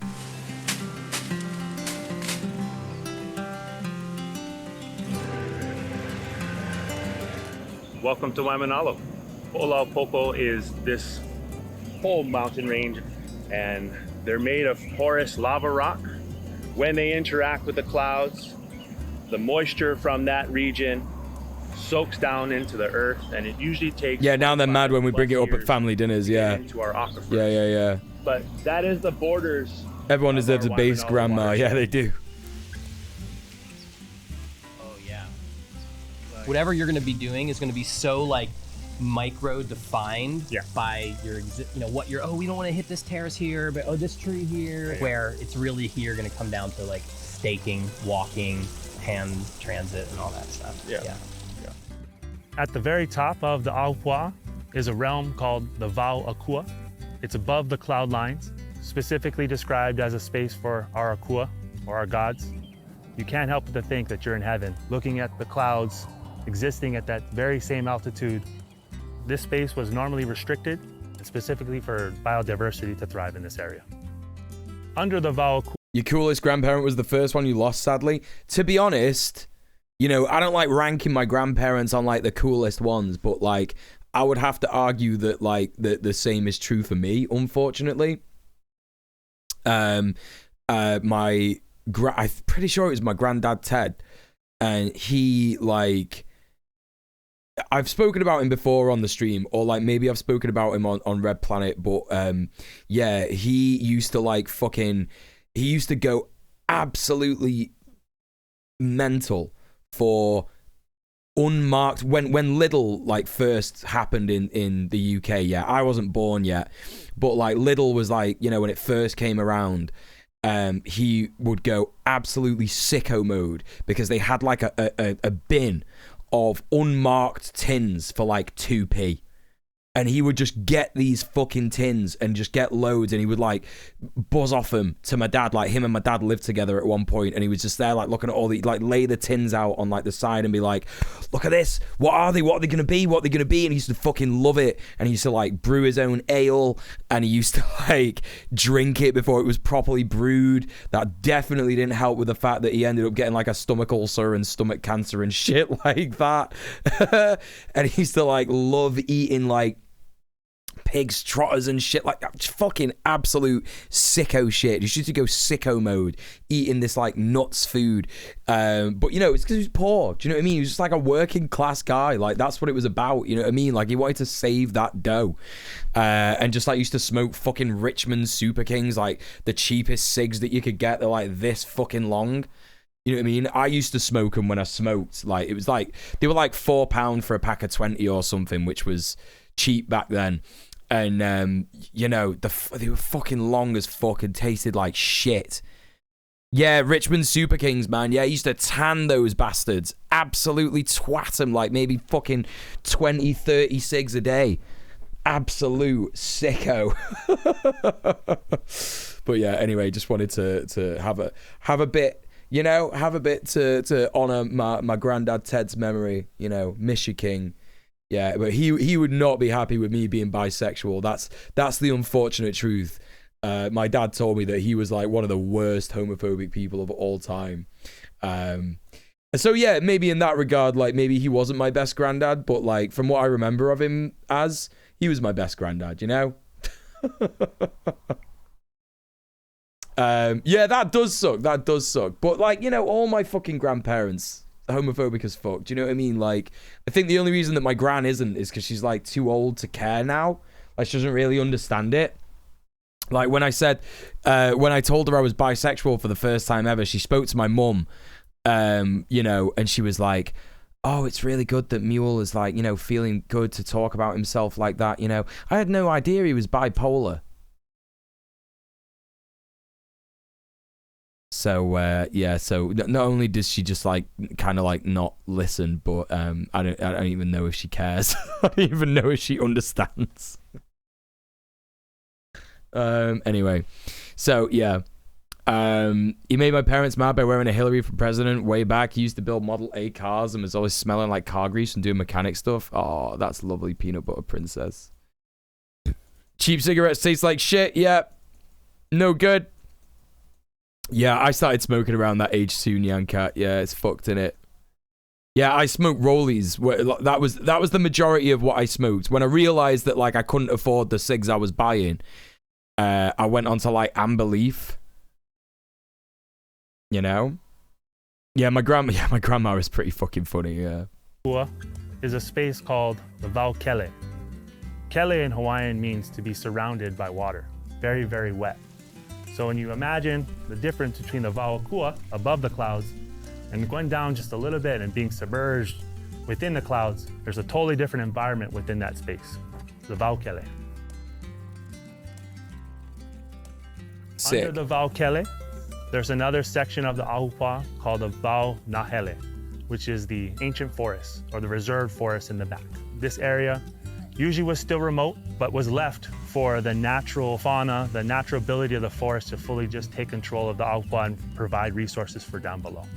This is where you would start to see your canoe vessels. This is where you would start to see the harvest of some bigger timbers that were starting to feel the effects of all the different encroachment of like the altitude. Oh, that's good to hear, Disgrotza. Getting a stronger timber. So that's where we're starting to harvest our eucalyptus and our invasive trees that have taken over that space. So the watershed, the Ahupua'a system now has a new villain in its house. So if we don't start to interact with the Vau Nahele and start to make sure that the native species start to thrive, we're at a losing battle. Just wanted to show you some of the inspiration and some of the things that we're fighting with this restoration, and why we jump in is because the invasive trees are starting to take over all these ancient walls and terracings that took hundreds of man hours, if not thousands, to make sure that this was going to be here for all time. The good thing with these eucalyptus, they make pretty good beams. So structure-wise, we'll be able to utilize these invasive trees for good reasons. Also, when Sick. we remove these That's fucking invasive smart. trees, we're going to be replanting our original endemic trees that were once here before. Under the Vau Nahele is an area called the Vau Va Lao. It's an area where we tended the forest in comparison to letting the forest just do its natural course. So it's an area we interacted with a lot more. A lot of these stones probably are in the 500, 600 pound range and above. Just for size comparison, imagine how many people it would take to move this stone, even if it's just 50 yards. All that effort was done for a reason. What's the biggest stone you could lift? I lost count at over 100 terraces going up in this direction. And it's terraced for at least a quarter mile, all the way up to the mountain face. It's one of those rare scenarios where the altitude is a very special place for where we access water. So the terracing. Look at that fucking country, man. That looks so good. Just the vista there. This is like a mountain island in the middle of the ocean. Like, beautiful. Look at these mountains. Just absolutely beautiful. Like, oh god, yeah, it deserves to get, you know, the native species and the indigenous people to, like, you know, get their land back and you know, make sure that all the forest grows in the way that it's supposed to and shit like that. It extends all the way to the spring beautiful. sources. It's not so common to see terracing in the Vau Nahele, but not uncommon because of the resources that were used. And I'm not just saying that because it's beautiful. Like, I just want to, like, that was framed a bit fucked. Do you know what I mean? I was like, oh, it's beautiful, so it deserves to get fucking sorted. Like, listen, you know, beautiful is subjective, and that's not the reason. Like, you know, every indigenous, nation deserves to get, like, reparations and land back. Just so happened that I framed it that way. For our fishing vessels, all the ocean. Some developer just drooling seeing dollar signs. Yeah, fuck uncommon. that shit. Yeah, I love his braid. Yeah. Here to show you some of the scientific brilliance of our ancient people. This stone is. Yeah, totally understand why the hilltops are sacred places just by looking at them. And, like, this is the thing, yeah? This is the thing about, like, the way that we in the Imperial Core can try and, like, you know, get back to nature ourselves. You know, if we go to places where, you know, there are places of outstanding natural beauty and shit like that, and look at them in a certain way and, you know, start to sort of respect them. You know, like, for example, going out to the country, like if you go to the Peak District here near, you know, near Manchester, and you see, like, some of the beautiful landscapes in the peaks and shit like that, and it's like, this is Britain. You know what I mean? This is, like, literally, like, you know, The Witcher, like, fucking Bloodborne, like, Bloodborne, Turf Island, disgusting, horrible, fucking shit country. But you go just, like, 30 minutes down the road, and it's beautiful, right? Gorgeous. And it's like, oh my god, you know, like, we ought to, you know, respect nature in you know, as much as we can. I've just realized that I've got my big light on, and I think it's giving me my the green reflections. So I'll just turn that off there for you. Hey, Exorcism. Yeah, you know, it's like turf, Bloodborne country, innit? You know what I mean? It's hanging in the cities, but, you know, all the places in the countryside, like, beautiful, like the Scottish Highlands as well, and like Wales is fucking so beautiful, man. Like, oh my god, give anything to just be able to go to Wales on, like, a regular basis. Do you know what I mean? Or even live there. It's just so nice. Angle. You know? So our solstice markers in the summer, winter, you'll start to see the sun rise on each end of the stone in front of it. It's hard to understand why people wouldn't want to just immerse ourselves in nature and bring back as much of it as possible. Right, well, I'll tell you why that is. I'll tell you why it's hard to imagine that. It's the same reason that it's hard to imagine living outside of capitalism. isn't it? That's why that is. That's why it's hard to imagine it, right? Because we're set up that way, aren't we? You know, we're set up to sort of, you know, we're born in this system, and we're conditioned to accept that this is just the way that life is, right? And if we and then when we think about going back to nature and shit like that, actually, what's the first thing that comes to mind? What's the first thing that comes to mind, chat? When you think about like, oh, it'd be great to like, you know, go back to nature and you know, like live amongst nature and all that kind of stuff. Like the first thing that comes to mind, and I know this is true for every single one of you. I know this is true for every single one of you. No, not fucking weirdo hippies. What are you on about? You're not thinking about it right. Danger, yeah, but where does that danger come from? My first thought is toilets. Okay, well, that's different. That's different. A Middle-earth Marxist. Weirdo hippies. I'm a fucking weirdo hippie. My job. Thank you. Thank you. Thank you. Yeah, job. Nature is uncomfortable, right? So the job thing is like, what am I going to do for money? How am I going to survive? Like, yeah, I can go out there and like start a farm, but I got to wait for shit to grow. Do you know what I mean? I can't like go, I can't just like abandon my job. I can't just like abandon my bills and shit like that. Like, what am I going to do? Yeah, you could starve, you could freeze. Like, you know, like what are you going to do? Right? Yeah, got no money to live if you're going to move. Like, what's going to happen? Right? And that's it. It traps us in the system. That's money. It's what money does. It stops us from being able to live with nature. You know, the Industrial Revolution forced all of us into central cities. People were living in cities before, but it was namely the domain of like merchants and merchant families and shit like that. Like most peasants and you know, people who were farmers and shit, like that was the majority of people. Like they all lived everywhere, like outside of you know, big city centers and stuff. And that's not to say that cities are a bad thing and that we should like, you know, destroy cities and like never live in them and abandon them and let nature reclaim them and stuff. Like that might be based on its own, but we can certainly like start to convert cities into things that are more useful, you know, like reclaiming green spaces and, you know, starting vertical farming, you know, like empty apartment blocks, like claiming them for ourselves, occupying them and making sure that like, you know, we have you know, as much natural green energy as possible. And, you know, speaking of toilets as well, you know, and trying to make things like more sustainable and green and shit like that, like using like natural vegan sort of like, you know, soap and shit like that to clean, like, you know, dish soap and washing up liquid and all that kind of stuff. You know, yeah, turn car parks into allotments, reclaim the streets, like, you know, take cars off the fucking streets. I don't give a shit if they're electric or not. Like, just get rid of them, you know, put as much money as possible into, like, you know, well, not even money, just, like, you know, reclaim, you know, the railways, like, you know, like, literally just occupy railways, like, take the trains back for the people, like, you know, publicize them, you know, holy fucking shit. Swear to God. Yeah, you can't just plop down and start living off the land, you know?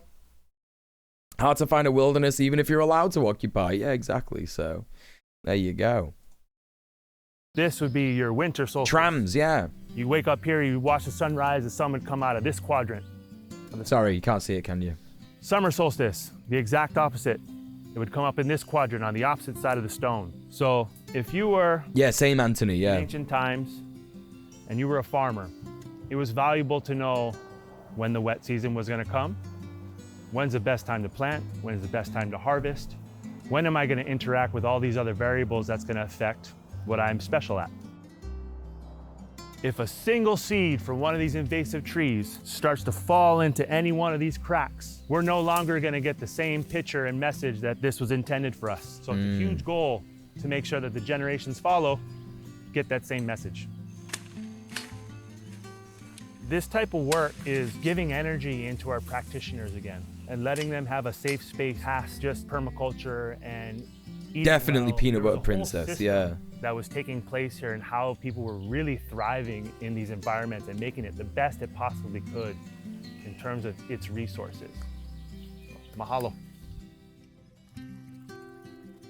In the area called the Vau Kanaka, that's an area under the integrated forest, under the tended forest, an area we inhabited, cultivated, made homes for dwelling and farming and recreation. So the Waukanaka is a filter point where we're able to take the resources from the upper mountain, transfer them into usable, habitatable resources, and then make sure that they're better off for its interaction with the ocean. And with our sustainable use of taro patches and fish ponds, that ultimately interacts the deep oceans better, makes our fishing better, and ultimately a better island. Wanted to share with you our wetland terracing. So this is some of the examples of how we would bring in stream water to feed some of our crops. And this plant in particular, haloa. Half a Laptop says, I was about to say, it's super dumb that they genocided using the railway as their excuse and then ripped up the fucking rail. Yeah, so like they said like, oh, we gotta move native people off their lands and shit like that to build the railway. Like, so fucked, Half a Laptop. Holy fucking shit, yeah. Yeah, the more and more that you learn about like the genocide of native people in the US and all around the world, it's like, oh my fucking god, like this is just like one of the worst crimes against humanity fucking ever, right? Or taro. Holy shit. Is our eldest brother in our creation story. It's the provider for our Hawaiian people. As long as we keep planting in a succession, there will always be food for us in our community.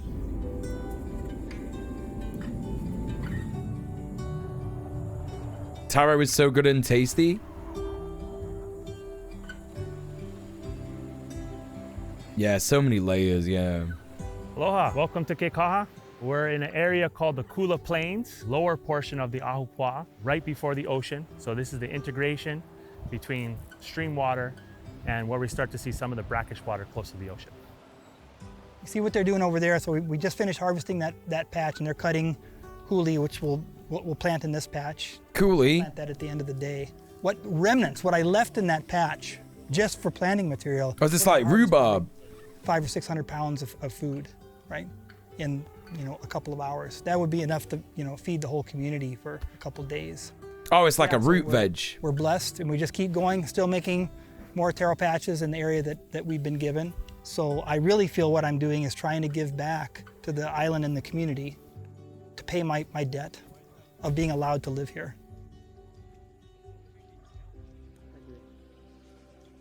Our relationship with this plant goes back multiple thousands of years, all the way into our creation stories. If you start having that same person eat rice and substitute the starch and carbs, we're starting to see heart problems, diabetes, all kinds of different issues with health. So reverting back to haloa and taro is super important to get our communities back in touch with their health. The whole plant is edible, so we can keep the leaf, which are...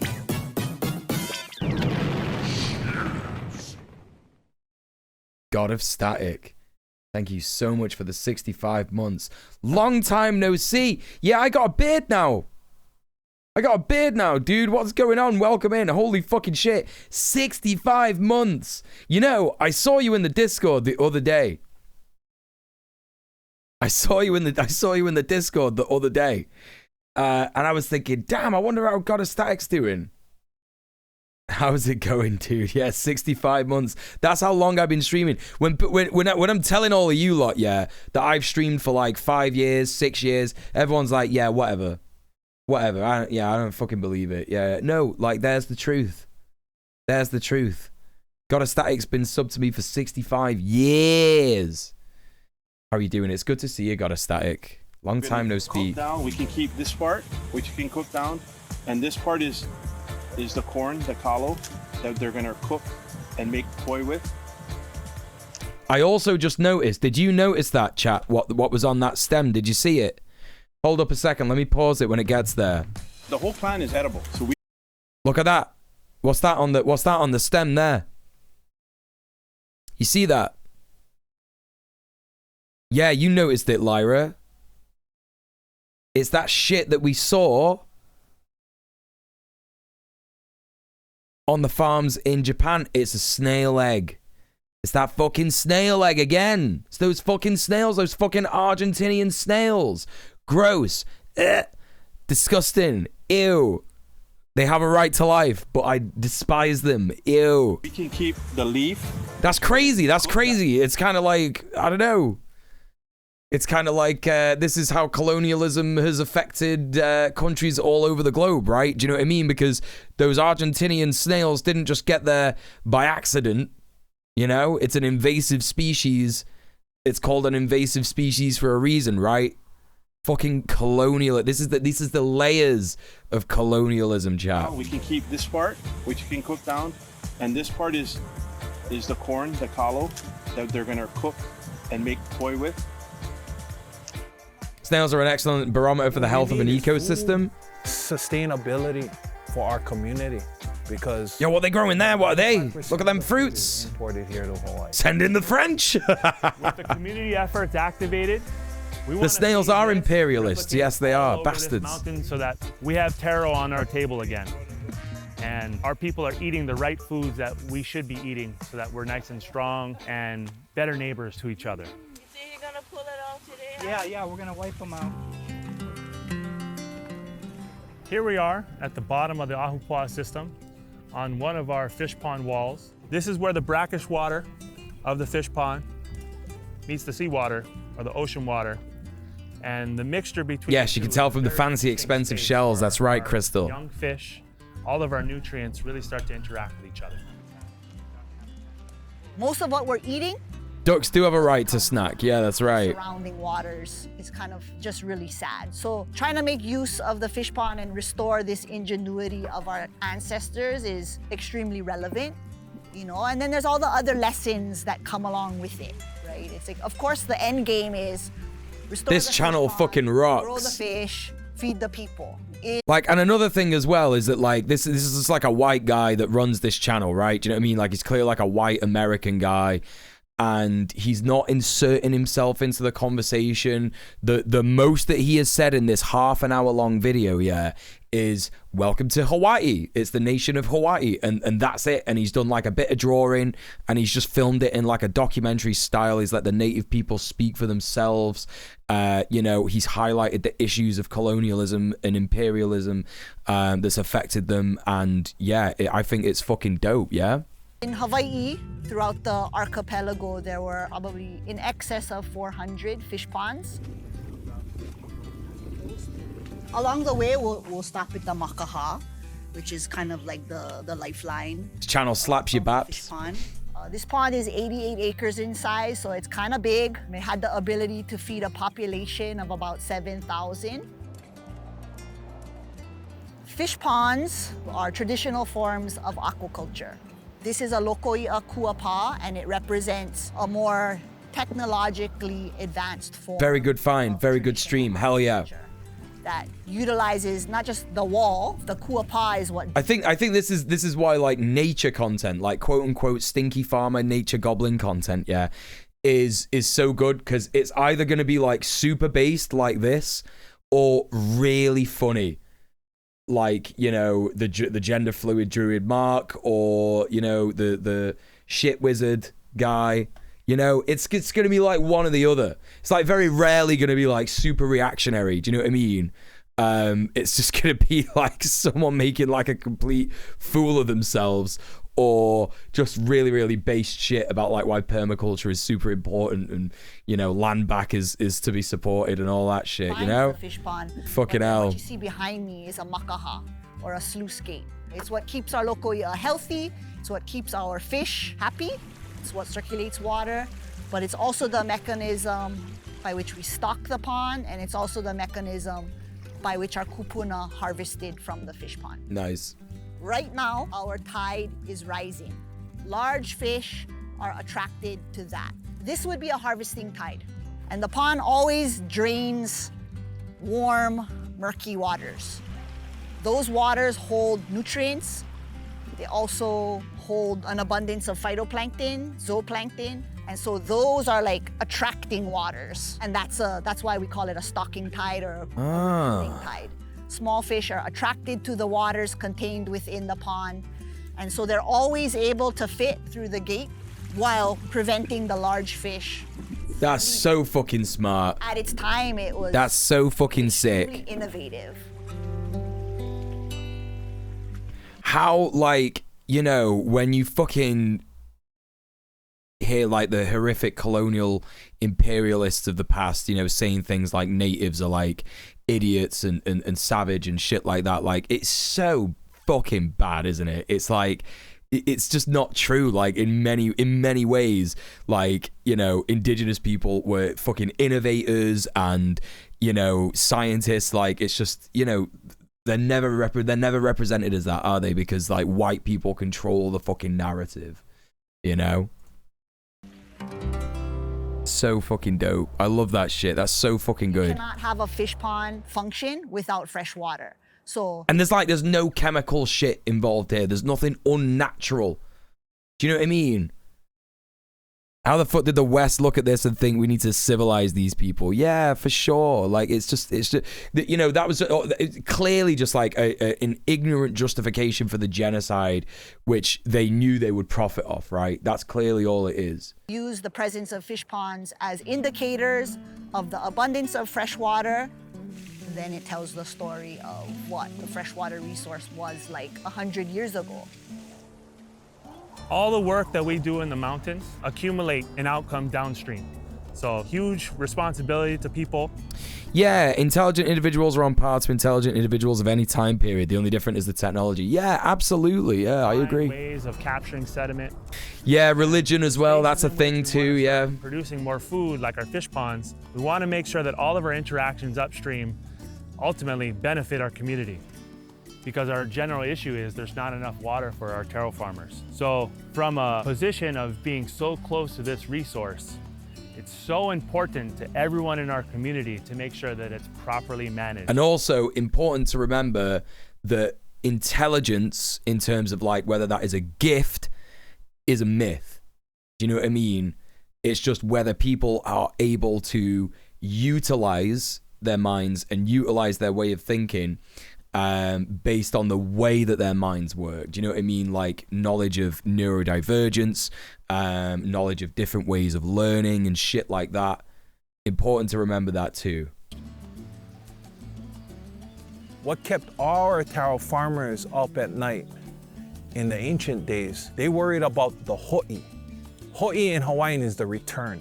They didn't worry about where the water was coming from, because the guy above them that also used that water, his main focus was to get you water. In the middle of our awesome Waimanalo stream, we have a situation of a golf course ultimately using the water and the wrong resource for fucking golf courses, man. Our whole community. If we own the golf course, we're not gonna do anything but let nature do its thing.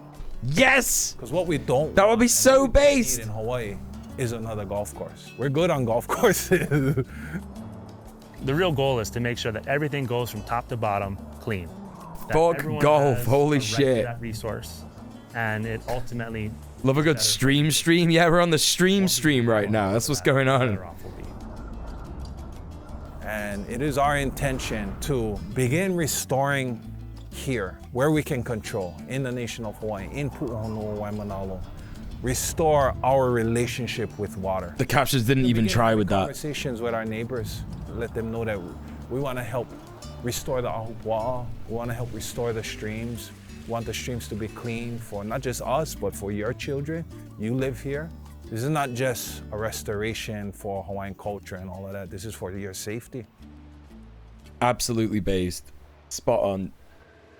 Let's fucking go. What a perfect demonstration. We can see the whole system of hydrology, water management, agriculture, forestry, land restoration, culture, aquaculture, all in this one microcosm of the ahupua'a. It's like a microcosm for restoring all the watersheds of the world. Dope. The important part for the lo'i farmer is not the amount of water coming into their system, but the amount and the quality of water that is put back into the system for the users below. Yeah, for sure. And all of that gets fucked up as soon as you introduce shit like chemical fertilizers, chemical pesticides, you know, like just any kind of pollution in general, you know? The most powerful things that we have to learn from the Hawaiian system here, that sacred responsibility. I've got a link to a video of an apartment building being and most of its parking spaces being converted into a food garden. Hit me up with that shit. Hit me up with that shit in the chat. To downstream users. So the fact that they're actually restoring their terraces and putting back those checks of water management and agricultural production, it's super epic and it's super impactful. Right, we'll check that in a bit. The whole watershed. Check that out in a hot minute. We're looking for solutions, whether it's permaculture, whether it's our own indigenous knowledge. And if our ancestors were here today, they'd be right alongside us doing exactly what we're doing.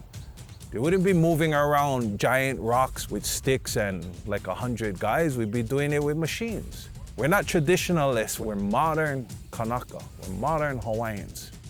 But we're still going to perpetuate our culture. Hell yeah. We have access to land so we can start to farm. I definitely believe and can see the vision because I always think about it. For the community to expand and all these eucalyptus trees would be native Hawaiian plants and more farmland. Have markets that come all the way up here. The land is where your heart is, and this land is where my heart was, and now I'm capable of understanding who I am. In Waimanalo, we have a lot of allies. We're lucky that we're surrounded by a lot of Native Hawaiian people that feel that there should be change and restoration towards what was a thriving island. So the more we get people to understand that we had a system that was thriving, that should be our basis for how we should be moving forward, we have answers for a lot of our problems here. Defend Hawaii. Yeah, you know, this guy...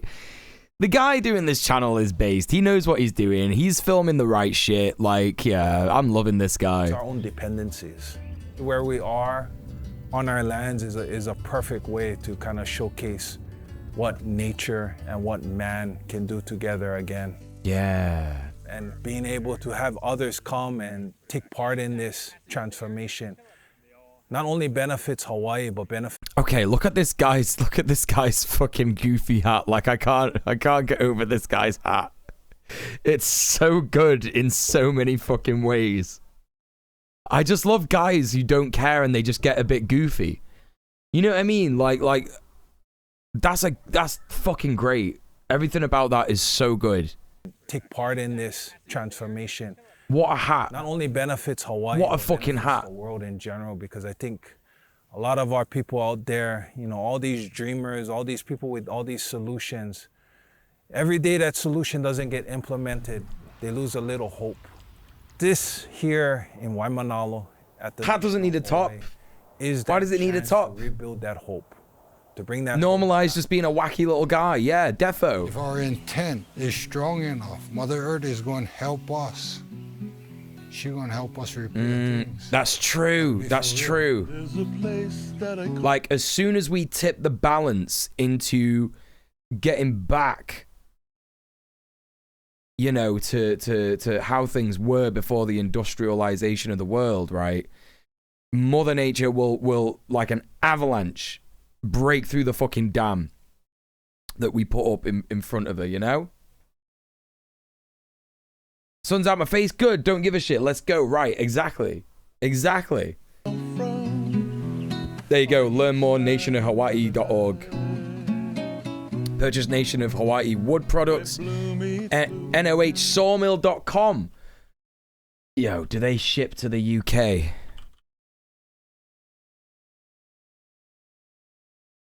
Do they ship to the UK?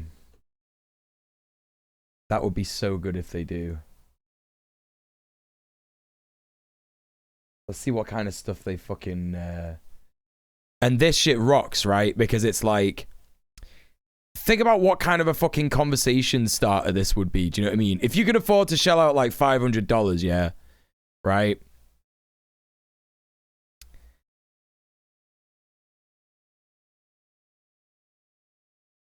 You know, you could be like, this table, right? This fucking table, yeah? Is made by Native Hawaiians who are restoring their natural environment that has been overtaken by invasive species of plants. This is like a eucalyptus tree that they've like cut down, and you know, they're returning the native species back to their land. Like, not only are you like supporting native people in their plight in resisting colonialism and getting their land back, yeah, but like, what a sick conversation starter. Do you know what I mean? Also, it looks mint. Like, it's just like, you can't fucking go wrong with this shit. Do you know what I mean? I don't know who's got the dough for this shit, but in case any of you do, here's a link in the chat. There you go. I think that's fucking rad. Do you know what I mean? Who knows? Maybe one day I'll be able to afford something like that. Sub off Twitch. Give me money. Yeah, but that's fucking dope, right? That's a cool fucking call to action. Yeah, I'd fucking buy it. Hell yeah. And the ocean and sky. Dope. And like, just credits to all the people that are on the video. I love this guy's videos, man. With the mountains and the sea, they call out to me. Okay, what's this? Chinampas of Mexico, most productive agriculture ever. Okay, let's fucking go. Let's fucking go. Let's fucking go. Listen, that video that you sent, Awesomeo, we are gonna watch that, yeah? We are gonna watch this video that's like rundown apartments reborn as food forest, but it is an hour long, so I'm gonna save that for like the end of the stream. You should buy the table. I don't have the dough. I literally just said I don't have the dough. I would, but I don't have the dough.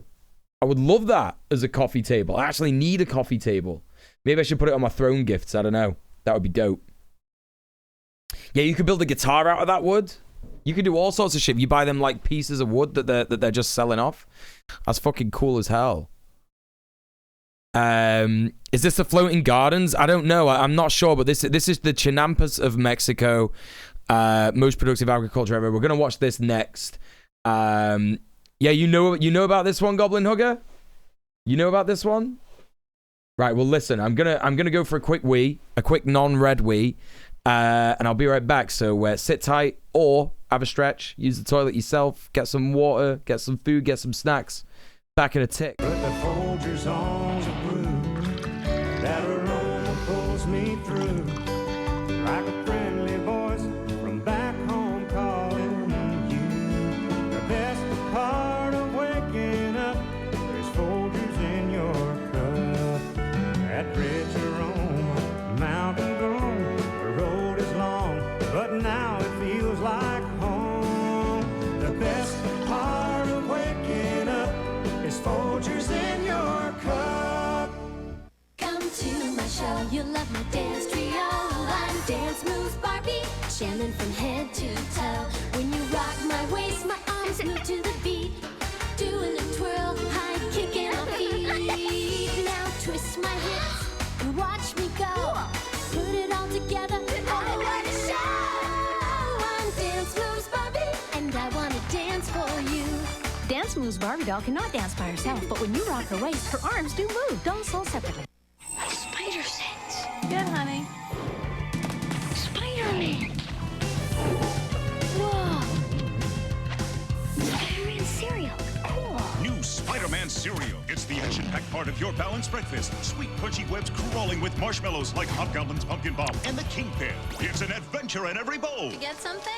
No. Spider-Man cereal, swinging into a store near you. Now there's a free exclusive Fleer Ultra Spider-Man card in specially marked boxes of Spider-Man cereal. Go for it red, go for it black. Go. Get off my back. Connect Four. Go for the fun of Connect Four. 4 in a row win. Go for it. I win. Connect Four. Go for it. Yeah. Connect Four.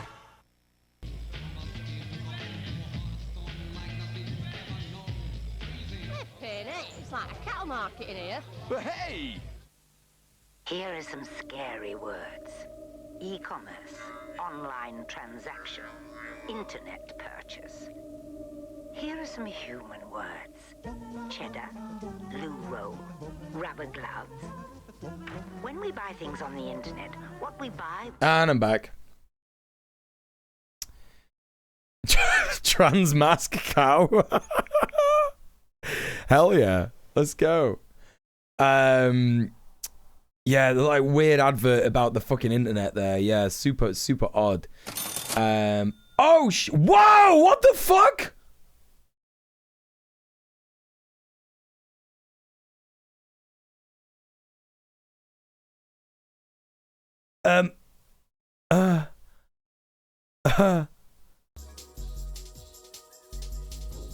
God of Static. What the fuck? What the actual fuck?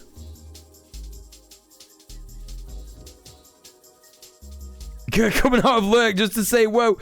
God of Static, not only thank you so much for subbing off Twitch,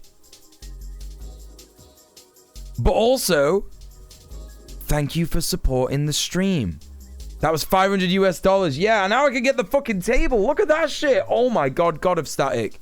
Thank you so much for supporting the stream, supporting me, subbing off Twitch as well. You absolute fucking legend.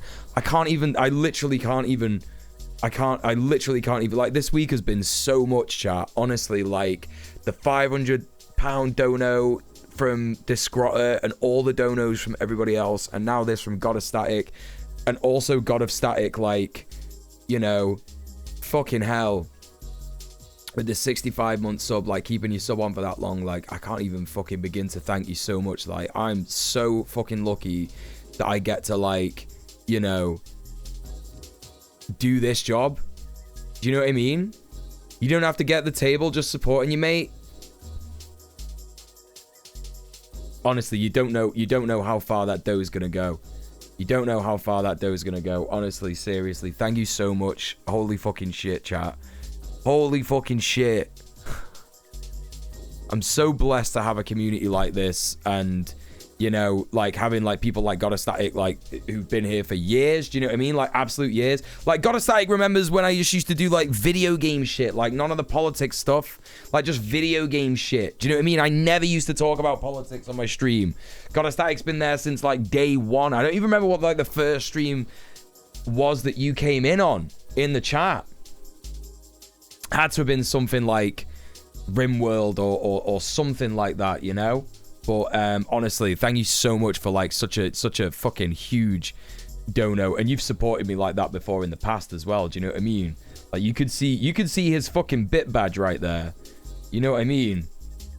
I'm legit tearing up. That's like an incredible amount of money to give to someone. Yeah, I know. Like, I fucking know. You know what I mean? Fucking hell. Thank you so much. And honestly, like, yeah, that's gonna go far as fuck. You know, that's literally, like, almost my rent. Fuck yeah. Right.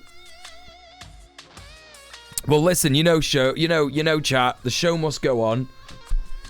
And I promised you this video. We are gonna watch it. The Chinampas of Mexico. I don't know anything about this. Apparently Goblin Hugger knows about this shit. Apparently Goblin Hugger knows this is like some hanging garden shit or whatever. Also, the huge fucking dono, thank you again, pulled out a few people from Lurk as well, so I just want to say hi to them. We got Emmy Faye. I hope you're doing good. Please resume lurking, you know. Obviously, you don't have to chat. You're never under any pressure to chat. And Sasha B as well. Welcome in. I hope you're doing good. I try and donate around $1,000 a year to streamers. Fucking hell, we're already halfway there. It's only January. Fucking hell. Supporting the community and all. Honestly, yeah, like, holy fucking shit. Holy fucking shit. Yeah, that's fucking dope that you got just, like, a fucking fund there to, like, support streamers with and shit. That's rad. Yeah. Hopefully I could get there one day, you know? Hopefully I'm gonna get there one day. Had to make up for the time I've been away, man. No, you didn't. You absolutely did not. But extremely appreciated nonetheless. I really, really appreciate that. Just you being here is enough, you know what I mean? But yeah, that is fucking honestly excellent. Really appreciate that. And as Peanut Butter Princess points out quite correctly, Twitch doesn't get any of that shit. Oh, I wonder which fingers these are, chat. Hell yeah. Right, listen. Hey, Johnny, what's going on? Johnny's here as well. Everybody go follow Johnny. Just Johnny. How you doing, pal? Right, let's check out this next video. So these captions, I think, are in like Spanish. I'm gonna put them on English. It was a real food paradise. This love when streamers have tip links. Hell yeah, you know the score got a static. Can thrive with nature. It's all right there. It's still right there. No money for you, Bezos. Gold of Xochimilco. This is like some of the best soil I've ever held in my life. It's amazing that that exists in the heart of Mexico City. Oh shit, so this is kind of what we were talking about anyway, sort of like having green spaces within cities as well. Let's fucking go. This is exciting. This is exciting.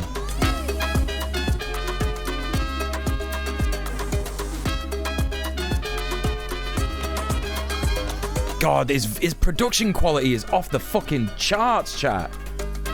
God damn it. Yeah, real green spaces, not community lawns, yeah. City to see an ancient agricultural system that is still productive today. And we're here to see, is this the most productive agricultural system in history? And what can we learn from this system to help us face the great challenges that we face in this day? Oh, he's so based. He's gonna be like covering protests and shit. I love this channel. Who is this guy? Who is this guy, chat? Has he got like any other kind of like links and shit? Yeah, we needed this today, chat. Like I was talking about like what a fucking shit day. You know, this started out as podcast, Earth Repair Radio. Should we try and get this guy on Red Planet? Maybe he's got some links from for some other people as well. Yo, followed by Andrewism. Of course, Andrewism follows this guy. Check it, chat. The only person I know. The only person I know who's following him. Of course, dude. Hell yeah. That's so good. Oh, amazing. Yeah, he tweeted, this is like his last video, the Hawaii video. Yeah, for sure. Yeah, what a fucking cool guy. He stepped up his shit. He was kind of libby. What this guy was, yeah. Yeah, yeah, it's understandable. Like, you know, I think like, you know, we have a tendency on the left, right, to be like, libs, do you know what I mean? But what we've got to remember is that, like, I think the vast majority of people in the Imperial Court are liberals of some shade. Do you know what I mean? Sorry, for some reason I'm wearing jeans today, chat. It's because I'm filming later. It's not for some reason. It's because I'm filming later. You know, and we have to remember that, like, it's going to be easier to get a lib to, like, you know, get more based if we come at them from a place of understanding and love. Do you know what I mean? Rather than just immediately rejecting them. Like, this is something that I've heard organizers say again and again and again over, like, the last couple of years, right? Is like, you know, liberals will organize with anarchists. Like, they're not opposed to doing that. But anarchists are opposed to organizing with liberals. And that's just fucking stupid. Do you know what I mean? As long as that liberal isn't like a piece of shit, like super sort of like bigoted liberal, right? In which case I'd probably argue that they're more of a conservative or a reactionary, you know, fascist. So they wouldn't really count as a liberal anyway. So, you know, then of course you're not going to organize with them. But like, if they're just like an idiot who just believes the stuff that, like, you know, the system tells them, right, that like voting is good and shit like that, then whatever. Do you know what I mean? Everybody's got to go through a lib phase, you know? I don't know, I can understand not wanting to trust the liberal, but yeah, but like, listen, I'm not saying that everybody in the world has to like trust a liberal. You know what I mean? I'm not saying that. I'm not saying everybody in the world has to do that. I'm saying, like, you know, if we always you know, reject people on the basis that, like, they don't understand as much as what we do, right? Where are we getting? We're getting nowhere. Do you know what I mean? This isn't like Debate Bros saying, like, we have to speak to fascists. We have to meet them in the middle ground. I'm not saying that. I'm talking about libs. Do you know what I mean? I'm not talking about fucking Nazis. You know?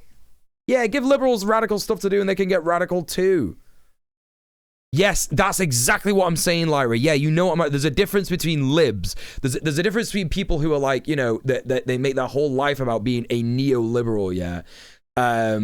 And average people who have just absorbed liberalism but haven't really thought about it. Exactly, that's what I'm talking about. I'm talking about those people. When I say the majority of people are libs, that's what I'm on about. I'm not on about they are like some kind of like, you know, Weimar Germany, you know, make excuses for Nazis people, like, you know?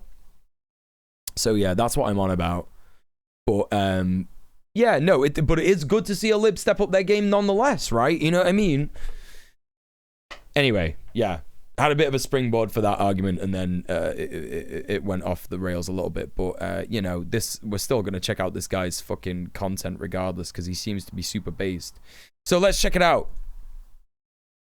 The basin of Mexico City is located at a high elevation in the south of the country. No, Lyra, what you said isn't stupid. You know what I mean? Like, I don't want to like downplay what you said, because I understand like some, you know, marginalized people, some people who are marginalized in some way are not gonna want to organize with people who are both siding an argument. Do you know what I mean? And shit like that. And I get that.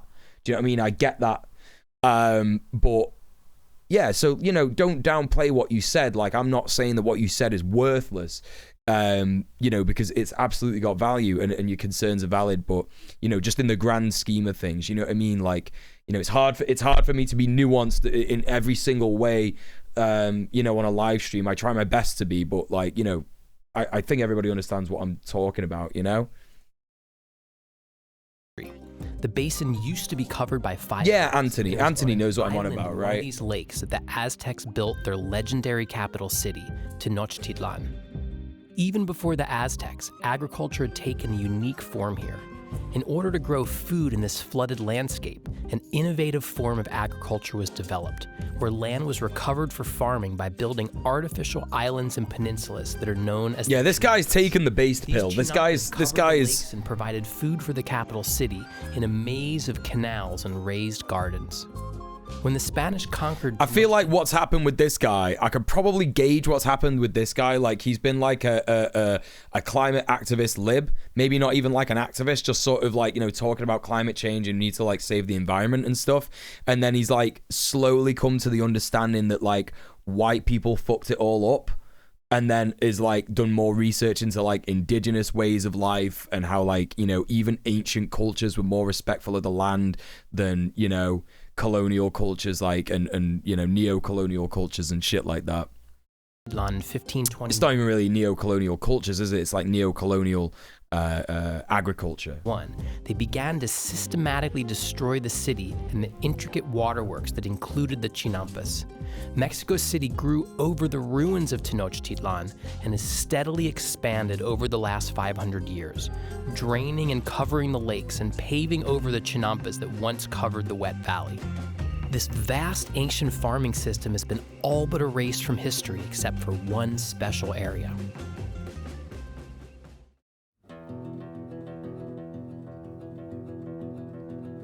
Yeah, he's basically talked and listened to native people, yeah. The Chinampas, also known as the floating gardens of Xochimilco, and they're still in use 500 years after the fall of the Aztec Empire. Oh, let's fucking go. Why do you think this could be the most fertile agricultural system in history?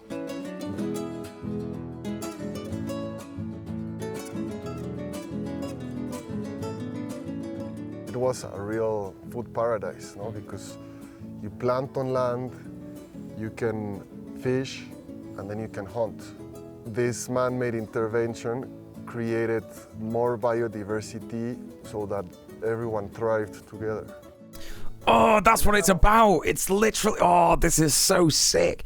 It's literally about like, so, you know, and it's so funny that even capitalists don't understand this stuff, right? And that is because this is why capitalism fundamentally doesn't work, yeah? Because you'd think that like, oh, if there's like a chance to increase like, you know, production, or there's a chance to increase, you know, profit, then we should do that. And so like these ways of farming and creating biodiversity is actually like a way to do that.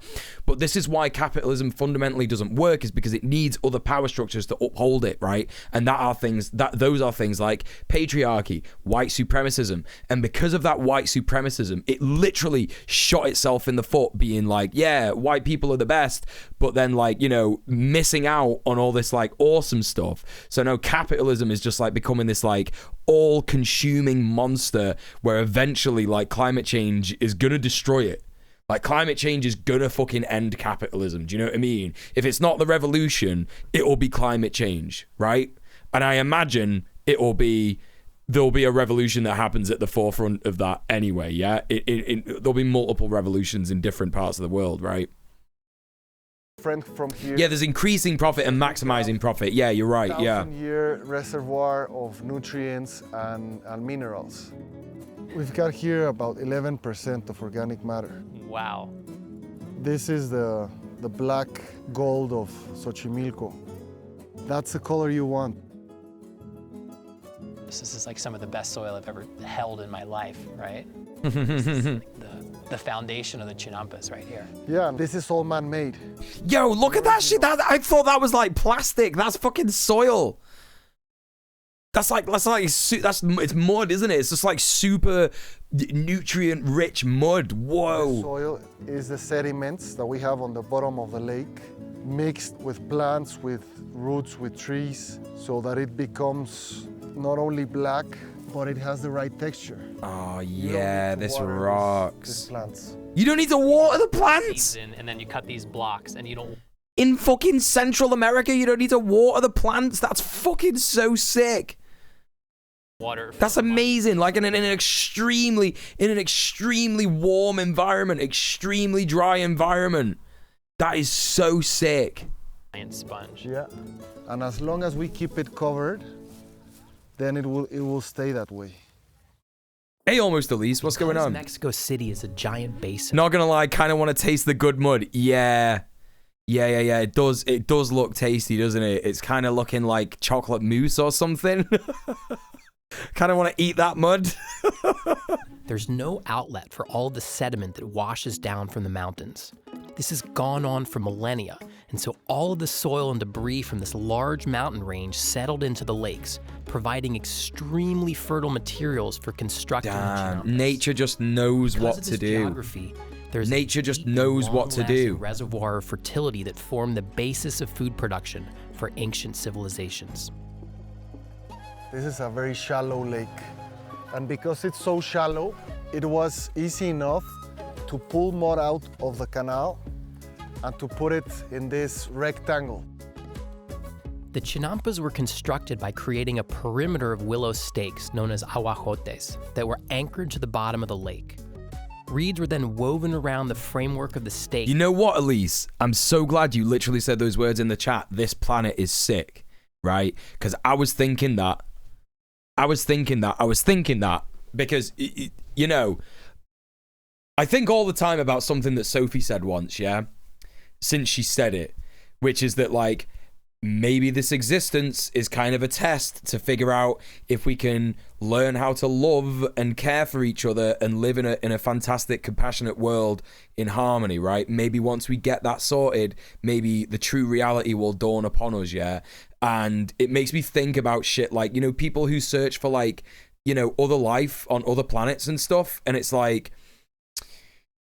that's such a wasted effort. It's a wasted effort. Maybe it's not a wasted effort, but it's a wasted effort in terms of, like, we need to look inwards at the beauty rather than outwards, don't we? And that goes for everything. It doesn't just go for, like, personally individual love, you know, self-love and shit like that. It also goes for, like, we shouldn't be looking at outer space. We should be looking at, like, our planet and how much beauty's on it. You know, like we were talking about before, right? So fucking good. Hey, Jojo Pep, what's going on? Welcome in. Yeah, the mug kind of looks like the iced on the cake from Matilda. Yeah, so good. Who would have thought the people who had a connection to the Lang and House of Spain support and feed their community? Yeah, a connection to the land. Absolutely, yeah. To create we've been alienated from the land by capitalism and imperialism, colonialism, you know? Are enclosed on 4 sides. Into this container was placed brush, aquatic plants, weeds, and whatever else was available, making a big sponge of organic material. Then using buckets or long shovels, the lake mud was scooped out and placed in a layer over the organic material. More organic material and more mud could be added as needed to get the chinampa to the desired height. Over time, the organic material broke down and the whole mass became a body of soil that could then be planted. The aguajote willow stakes would then sprout and grow roots to shore up the perimeter of the chinampa, and more trees were planted as needed. The chinampa became stable and many crops could be continually planted. This chinampa in particular is the one that looks like how it was originally designed. It resembles the most the original design. So we can picture that this chinampa could be worked by one person. I am sure that the chinampa in its origin is an agroforestry system, always surrounded by trees. As we say, this is an agriculture based more on process than on inputs. The original design of the chinampa is always surrounded by water, and we have all these trees, the willows that are called. Crystal says, I'm environmental microbiology, and pretty much any time we sequence the microbial DNA of a soil sample, a majority of it is from unknown species. That is so fucking sick. That rocks.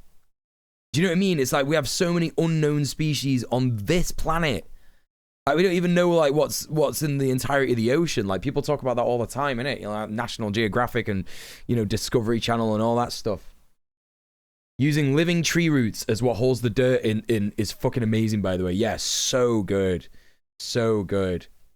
A chunk of space exploration is used to determine the plausibility of extracting resources and not just for knowledge and the sake of learning more about space. You are absolutely spot on. That is exactly what that is. Aguajotes, they help to keep the chinampa in place. If you dig 1.5 meters, you will find the lake. For trees, it's a very good idea. So good. They can easily reach down 1.5 meters and then get the water from there. That way it's also like pumping water to the system, no? Because most of the content of this leaf is water, and once we put it down, it's like a way of irrigating by covering. That's a really cool image. So the trees are actually pumping this water into their leaves and organic matter, which you then add to the soil, which then with the increased organic matter in the soil, you actually have better water retention and you have to do less irrigation. Exactly, yeah. Trees are harvesting water for us and the sunlight. That's so good. And then we have different sizes of canals, primary, secondary, and tertiary. Yo, I remember learning about this in like, I think maybe like we had like a history class in primary school where we were like, did we even have classes like that in primary school? I don't even remember. I definitely remember that there was like a bit where we would, you know, in school, where we would legit be like, these are some ancient cultures and we learned about. We definitely didn't do it in like secondary school. We learned about like native indigenous Americans, yeah? But not Central Americans or Southern American, like indigenous people. So like, I'm trying to remember, like we definitely learned about the Aztecs and the Mayans and the Incas. Yeah, weird. I don't know. Trying to remember where I've learned this before. Are configured as long rectangles surrounded by water and were not built over 12 meters or 40 feet wide. So all sides of the chinampa had easy access to water for irrigation and boat transport of crops, soil, and organic. Hey, Blatchvig, am I saying that name right? Blatchvig? Welcome in. I garden in a swamp and this setup is my dream one day. It is also really important for chinampas to be surrounded by water because during the rainy season, all the salt that is naturally in the soil can run off.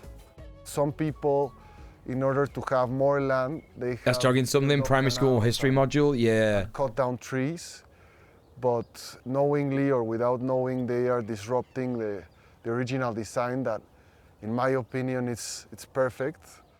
There are 3 canal types: The primary canals, which are big enough for small barges for transporting lake mud and crop residues.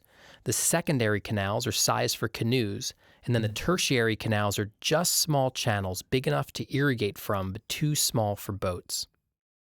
Sick. We are using those smaller canals to start to reintroduce all those endemic species here. Well, the most emblematic species is the axolotl. It's like a salamander. Axolotls! Axolotls! Axolotls, as little water biologists, dragons. They are bioindicators, no? That Yeah! the system is healthy. Right. You have to have all the food chain.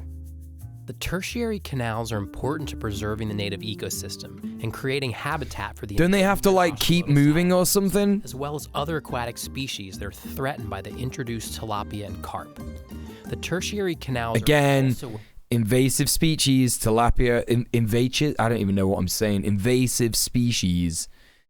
Fucking tilapia and carp eating the axolotls. God damn it. Goofy little weirdo creatures. What a slimy boy, you know? where they're pulling out water for irrigation, so there's concern about the water purity. Yeah, that's right, Jojo Pep. Yeah, when we learned about the Aztecs, it was definitely focusing on like, oh, they were cannibals and they sacrificed their people and shit like that. Yeah, defo. It was still white supremacist as fuck, yeah. And the construction of biofilters at the ends of these tertiary canals. The biofilters make it so the water needs to filter through a barrier of gravel that's planted with reeds known for their water filtering qualities. The tertiary canals then become miniature bioreserves where the salamanders, Thanks for the follow. and crustaceans can be protected from the tilapia. Sick. The axolotls are particularly threatened and are considered a very special species, both in their role in Aztec Biofilters. religion as a form of one of their gods and their capacity to regenerate almost any part of their body. They've been extensively studied in medical research, so the loss of axolotl genetic diversity is not only a loss of biology and culture, but of science as well. For these reasons, the axolotl is the totem species of the Chinampas, and the success of Lucio's project and the health of the Chinampas can be judged by the proliferation of the axolotl salamander. Axolotl, that's apparently how you say it, not axolotl. The Axolotl. Chinampas, now we have 2,200 hectares. Yeah, I'd worship them. Yeah, I already do. We have more than 100,000. Since the Spanish conquest, the water management is basically a history of bad decisions. The Aztecs were experts.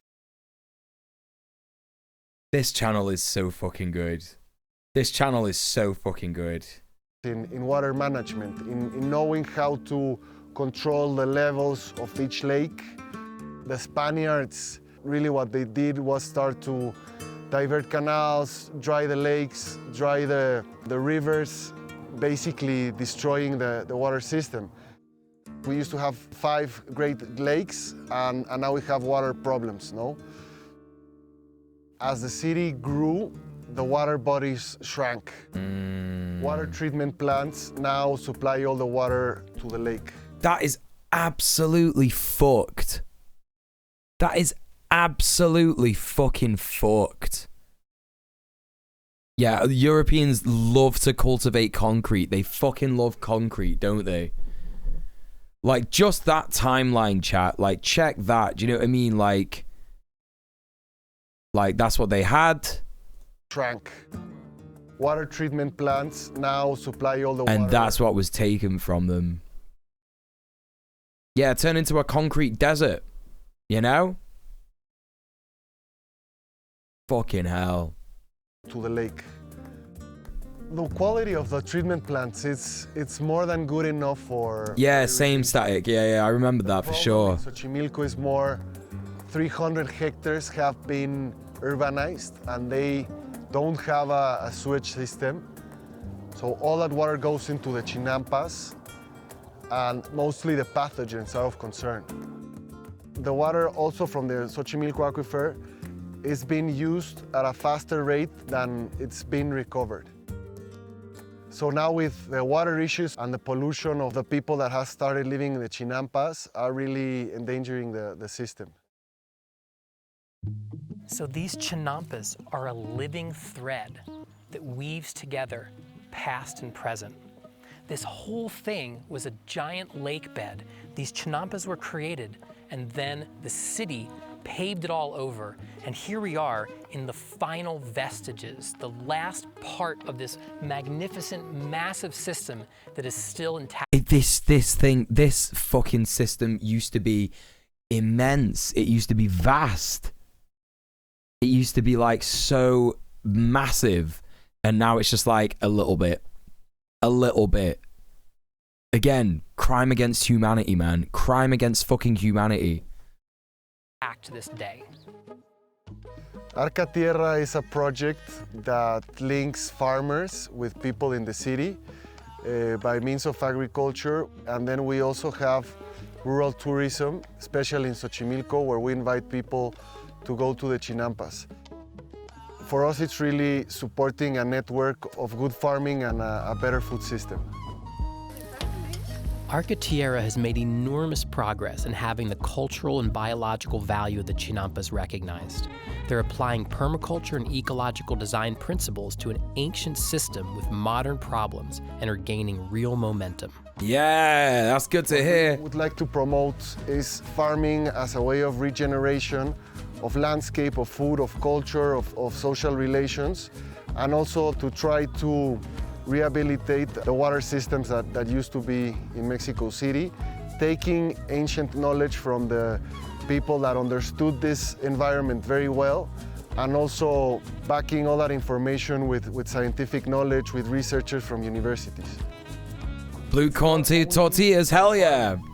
We can hear all the birds. There are amphibians, crustaceans. There's many different animals and plants that live here. God, it's so and if beautiful. we go towards an agroforestry system, there's gonna be more life. And we're gonna sequester more carbon, and it's gonna be more beautiful. So yeah, the challenge is to make it profitable, very productive, and that more people can join. Paradise is there, chat. Paradise is there. We just have to take it. I should get rid of this. Hold up. I should get like just the regular zoom in. Paradise is there. We've just got to take it. We've just got to take it.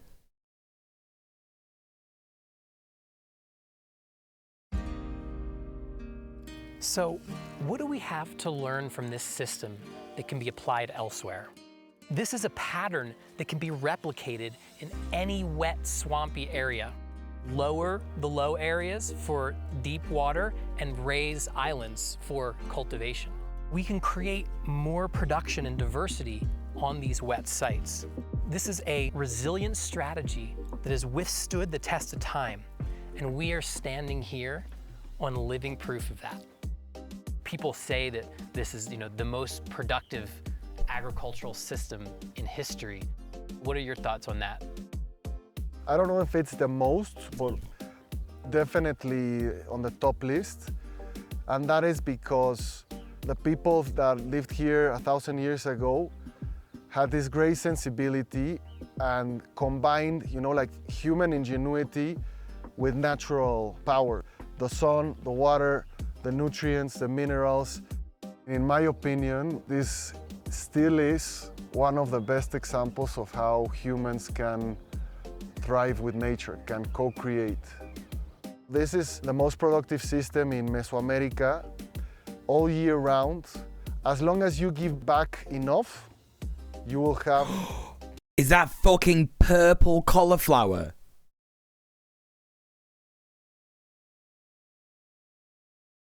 I did not know that cauliflower could be purple, chat. I did not know that cauliflower could be purple. What the fuck? I am missing out. Get me some purple ass cauliflower. Plenty of production. I know that's mental. The chinampas, like, whoa, the chinampas in Mexico City. This is something I've heard about from my early studies in permaculture. But I've got to say, actually, my expectations have been surpassed. I will have a blue fella. Thanks, Ford. It was back day yesterday. The Arca Tierra project was accomplishing there. I didn't realize that they were actually already deep into integrating more contemporary ecological practices like syntropic agriculture and agroforestry. I didn't realize how far into this process they were, and that they'd already kind of redesigned the chinampas and created habitat and created biofilters for the water supply, and had shared so deeply with so many people with their public relations campaigns and all of the events that they host there, connecting the population of Mexico City right into the heart of the chinampas. So I'm super impressed with Lucio and with the work of Arca-Tierra, and also just sinking into the beauty of the chinampas, just spending a couple days going on the boat and looking around the birds and the plants and the people. It's amazing that that exists in the heart of Mexico City. Yeah, it's crazy. Not a lot of other places in the world that you go, the ancient system is still intact and is being actually improved in this way. It's all right there. It's still right there for us to learn from and experience. Everywhere we go here, we see the legacy of ancient cultures that have survived here for millennia off of the land, and we have a lot to learn from them. Yeah, that's fucking dope. Hell yeah, this guy rocks. This guy fucking rocks. What an absolute legend. I love learning about this shit. This is so dope. Cauliflower is so good, yeah. As much as I love all these methods, unfortunately require major change and sacrifice that I think people would harshly reject.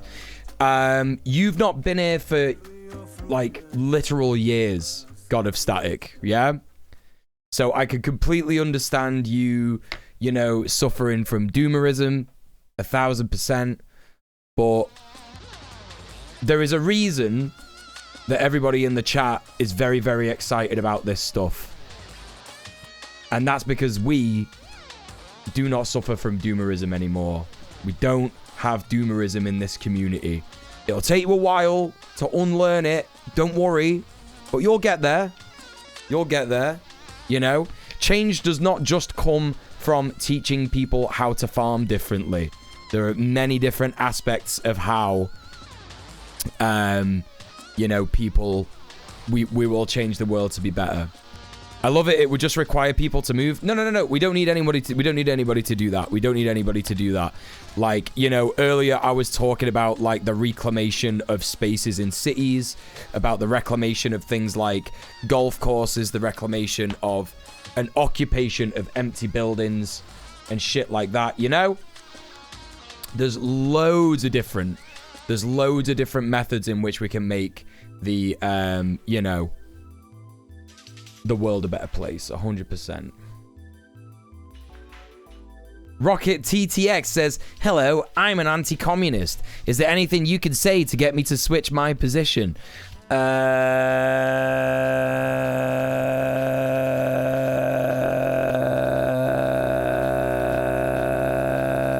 have sex with your dad at night. Good night. Bye. Now you can't chat in the Twitch chat.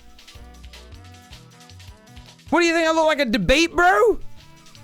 That's offensive as fuck. Fuck you. No, piss off. I don't have to waste my emotional energy, my labor, my emotional labor, my physical, mental labor, trying to get you to change your mind. No, piss off. Piss off. Like Morpheus said in The Matrix, not everybody believes in the things that I do, but my beliefs do not require them to. Holy fucking shit. Fucking debate me in chat. Like, it's been a while since I've had a debate, bro. You know what, though? That's pretty good, because it shows that I'm getting popular, because fucking randos are coming in the chat being like, hey, I'm going to try and make content out of you somehow. You know? I won't be fucking surprised if that motherfucker... Let's see. Is that motherfucker a streamer? Are they, like, fucking recording the streamer? No, okay. It doesn't look like they're a streamer. That's pretty good. That's pretty decent. To be honest, if you fucked my dad, I would change my mind. Like, listen, you know...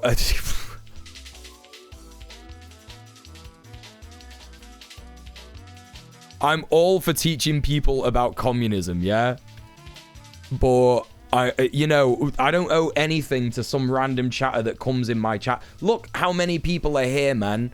You know what I mean? Look how many people are here. We're all having a good time. You know, if you actually want to learn about what's going on, then watch the stream. Do you know what I mean? Continue to watch the stream. I'm not stopping you from doing that. But I banned you from the chat because I know that you're going to be a fucking loser about it. If you're an anti-communist, you're just going to sit in the chat and just be like, Holodomor. Communism killed bajillion people. iPhone vuvuzela. You know what I mean? I ain't got time for that. I ain't got time for that shit. Do you know what I mean?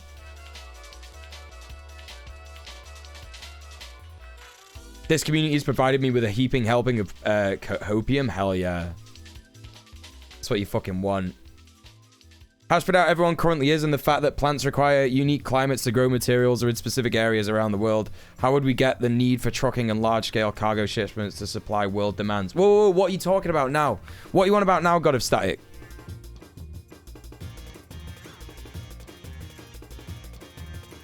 You're on about trucking. Large-scale cargo shipments to supply world demands. Right, listen. Do you know how much we overproduce on this planet? Right? On Red Planet on Sunday, we spoke to some people, yeah, who are directly involved with doing the kind of shit that we just looked at, right? In the UK, right? In the UK, yeah? In Manchester, where I live. And what they said to me is that one farmer got in touch with them. And this is just one farmer out of like hundreds of farmers that like phone them up every now and then and say, do you want to come and do this thing called gleaning? Yeah? Right? And what that was, yeah, is inviting them to come and take 52 hectares of cabbages. Now, I don't know if you know what 52 hectares is. We didn't know what it was. But that's 97 football pitches of cabbages that farmer could not sell because the supermarkets would not buy it because they weren't the right shape. Yeah? Right? We can't grow all those things everywhere. Right. Who says we have to have all these things everywhere? We don't need to grow everything everywhere. There are more than enough native crops that grow in various places all over the world. Like, you know, I know Britain is like dull and grey, but potatoes aren't the only thing that grow here, you know? It's not just like potatoes and oats, you know? There are like beetroots, rhubarbs, fucking cabbage, spinach, all sorts of shit. Do you know what I mean? Capitalism has tricked us. It's tricked us into thinking that we absolutely need this stuff. Like, we need these global supply lines. We need massive cargo ships going everywhere, delivering loads of random stuff to people all the time. We don't need that. We don't need it. We've been conditioned to think there isn't enough, where in actual fact, there is more than enough. There is more than enough. We saw on the channel last year, yeah, one factory in Italy that produces pasta, yeah? And in, what was it, chat? In 18 months, they produce enough pasta to give everybody in the world a plate of pasta, right? Now, that might not sound a lot, but when you think about the fact that there are 7 billion people on the planet, then it becomes a lot. That's a lot of pasta in it. That's like a whole mountain of pasta. That's like a hill of pasta, you know? But how much of that pasta just goes to waste? How much of that pasta doesn't get sold because, you know, it expires and it just goes in bins and then it goes to landfills? You know, the world is not as small as we think it is, and we have to get past. Am I done? Is the countdown's done? The countdown's done for the blue fella. So, you know. How are they producing that much pasta, though? Chat, are we going to watch the pasta video again?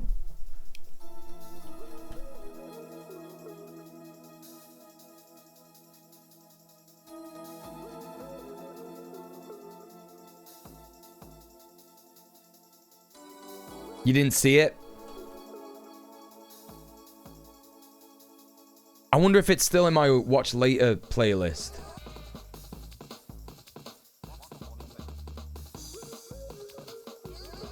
Hold up. Let's have a look. No, we didn't watch it recently, Lyra. We watched it like last year at some time. At some point. Hey, Rat Freak, what's going on? I'm a chef. We write new menu every week. I make 100 lunches a day. About 90% of my meat and veg from the UK. The food is good and varied. Most of my meals ordered are vegan. Yeah, absolutely. Yeah, it was like last year at some stage. I can't remember where it was. Let me go to my watch later playlist. Hold up. I got so much garbage in there as well. I like see stuff on YouTube and I'm like, oh, I can watch this on the stream, and then I just forget about it and I'm like, what was I gonna watch that for? Artificial scarcity is a hell of a drug. It is, yeah. Right, let me take a look at the watch later. Hold up. Oh, I can just click on this thing on YouTube, can't I? Give me a sec, chat. Give me a sec.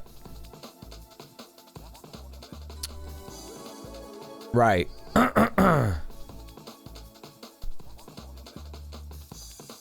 Can you search a playlist that you have yourself?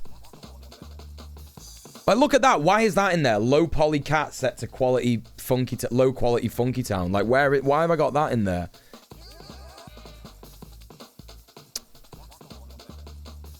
Wait. Hang on a minute. I'm getting tingles. I'm getting memory tingles. It's somewhere around. It's somewhere. No, is it a bit further down?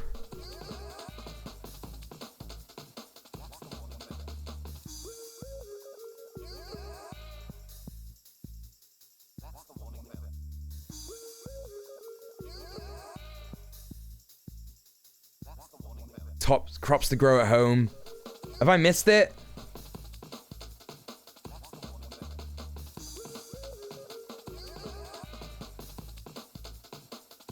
Here it is! Here it is! Here it is! I found it! I found it! Chat, it happened! I know local farmers in the last couple of years. Chat, I found it. I fucking found it. It's past the time. Listen, this time we get a content warning for food. Because I know some people don't want to look at food. It fucks with them and shit like that. You know, be good to yourself. Barilla produces 1,400 tons of pasta each day at its flagship plant in Parma, Italy. It's not even a long video. Each line produces about 10,000 pounds of pasta per hour. Hey, transgender. Which goes to fill roughly 230 blue Barilla boxes. Right, let me start from the beginning again. Like, check this, right? It's Barillo. That's the brand, yeah? This is the biggest pasta factory. Hey, Will Fence, welcome to the stream. Barilla produces 1,400 tons of pasta each day at its flagship plant in Parma, Italy. Each line produces about 10,000 pounds of pasta per hour, which goes to fill roughly 10,000 pounds of pasta per hour. One factory. 10,000 pounds in 1 hour. 230 blue Barilla boxes. Right, 230 blue Barilla boxes, yeah? Think about that, yeah? Think about that, yeah? Goes to fill roughly 230 blue Barilla boxes, right? So 230, like, how much pasta are you getting out of one of them Barilla boxes, right? It's normally like a meal for a family of 4. That's normally what you get, like, spaghetti-wise, like 1 meal for a family of 4. So that's 230 families. Like, let's do quick maths. What's 2 times 4? 8. 3 times 4. No, I've got it wrong. 830. 1,000? Is it like 1,000? No, 800. Like 1,000 people. It's like it feeds 1,000 people an hour, innit? That's what I'm saying. It feeds 1,000 people an hour. That's how much it fucking makes. The recipe for dry pasta is simple. It only takes durum wheat, semolina flour, and water to make dough. Barilla then takes the dough and turns it into 103 different shapes. Don't get me wrong, let me put it out there that I'm all for this. I live very simple and have very minimal needs. I just don't know how I'd be able to convert enough people. I'm just speaking devil's advocate. First of all, I love the phrase devil's advocate, yeah? Because it's so insane, isn't it? If the devil is a bad person, which he's not, by the way, he's pretty based, actually. But if the devil is supposedly a bad person, yeah, why are we advocating for him? So that, for starters. Secondly, You know, again, I don't know if I spoke about this while you were here, but revolutionary optimism, right? Do you know what that is? Revolutionary optimism is not like some kind of like bury your head in the sand, one day eventually everybody will get it, but it is actually scientific analysis based on the observation of cultures all around the world, in that one day eventually the increasing pressure on the working class and the worsening material conditions imposed on the working class by the ruling class and capitalism will eventually just mean that the revolution happens anyway. Which is why I said earlier to that fucking idiot that my beliefs do not require everybody to believe them. Because just a couple of people knowing, just everybody in the stream knowing that these are the right ways to live in the world is enough to fill me with revolutionary optimism and hopium to know that one day shit's going to change. It is. It's already changing all around the world. There's like a strike wave going on around now. Like everybody in the fucking world is striking. 1 million people on strike in France. Do you know what I mean? Multiple unions in the UK, which was unheard of since the fucking 1980s. People are doing the revolution everywhere. In the imperial periphery, Sri Lanka literally just had a revolution. Haiti are having a revolution now. It's happening everywhere. We just aren't told about it because we are fed lies so that we don't have hope, so that we we revert back to doomerism, and we fucking hate ourselves for it. Do you know what I mean? And it just puts us in this spiral of depression, and it makes us think this isn't possible. It's never going to happen, but it is possible, and it is happening. And those are facts. Including long strands of spaghetti and bow ties of farfalle. Machines punch And when out- we analyze things like this about how food is controlled and how food is produced, which is why permaculture is such an important thing for us to think about and talk about, right? We actually understand our own material conditions and how food is controlled and keeps us controlled a lot better. Right? Each shape before the pasta goes through the drying process. This process allows the pasta to preserve itself so that nothing else is needed to keep it fresh. And this is what gives the boxed yellow carbs a longer shelf life than most other products. We press the pasta throughout a die, which is a metal plate with holes shaped in the way to obtain the format of pasta that we want to pack. We dry the pasta for up to 12 hours in this plant, depending on the recipe, depending on the formats, in order to obtain a shelf-stable, dry, and ready-to-be-eaten pasta. So if you think about it, right, if this is feeding 1,000 people every hour, hang on, chat, right, let's do some fucking maths, yeah? Let's do some maths. I fucking hate maths, but let's do it, yeah? Right? Because I love to do shit like this, and I'm glad that God of Static is here, because this is an opportunity for me to also speak to other new people in the chat and sort of explain how important it is that we seize the means of production, right? 24,000 people a day, right? Okay, so there you go. 24,000 people a day, right? So then, let's think about a country like the UK. So if I get the calculator out and I go, right, 70, 1, 2, 3... that's 70 million, right? 70 million people, yeah? Yeah, the number fucker-upper is here. I'm here, right? 70,000 people, right? So divide that by 24,000, yeah? So that's the days that we require to do that. So that's 2,916 days, right? So this is like 5 years or something. I don't know, right? But if we times the number of factories by like, I don't know. How do we figure this out, chat, right? If that's how many days it takes to feed everybody in the country, right?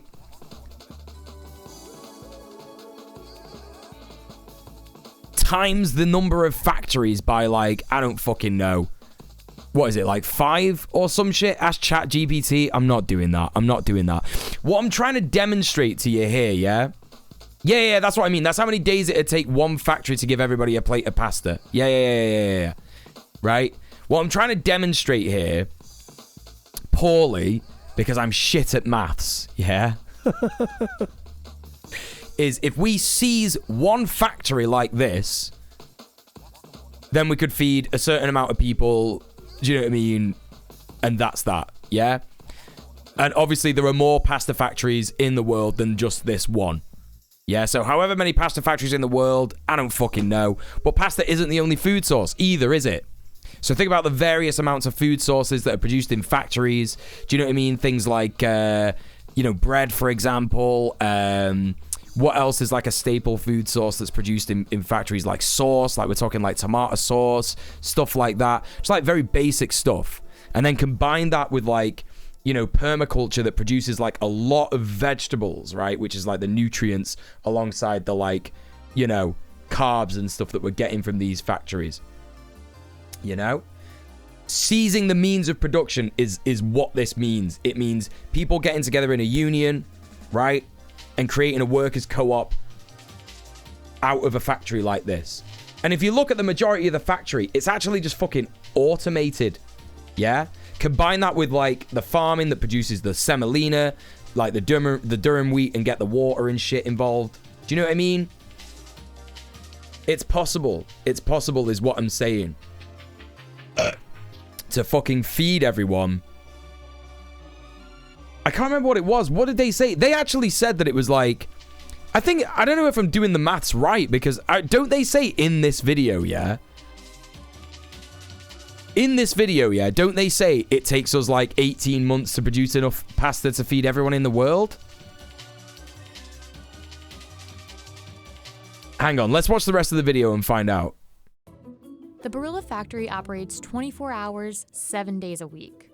We produce more than 320,000 tons of pasta per year, which means at the end of the year... No, I didn't fuck up capitalism with a number. No, stop. That was terrible maths. 4.2 billions of pasta dishes. So we are very proud.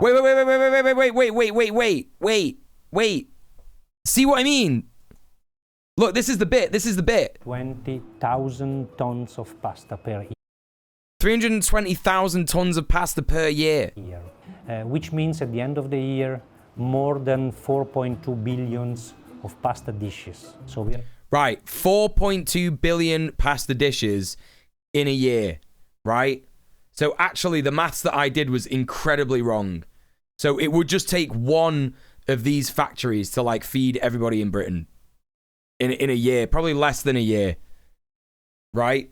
That's what I'm saying. That's what I'm saying. You could probably feed them every day for a year.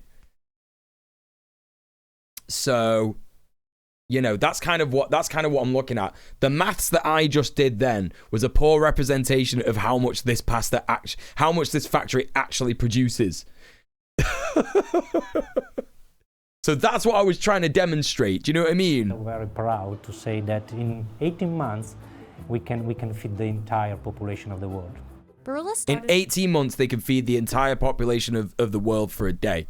Like, that's crazy to say that, right? But scale that right down and make it one country, you would just need one factory like this.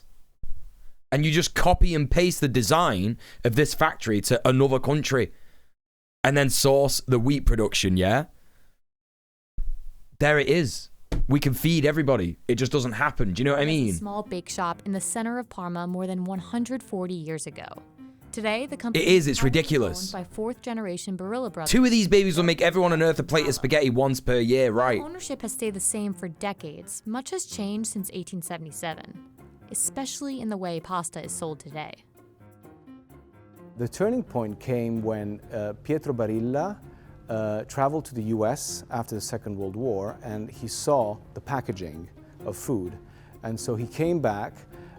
He was very much in touch with artists and designers, and together with the artists, they designed the blue box, which is now famous all over the world.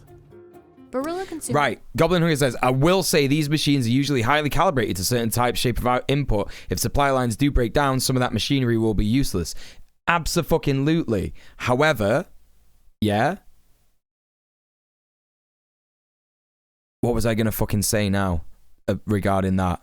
However, if we weren't so focused on profit the companies that run these factories would be run by the workers, innit? Do you know what I mean? So if they're run by the workers, then they could easily spend the majority of their time modifying it to suit the needs that would come from such a disaster, right?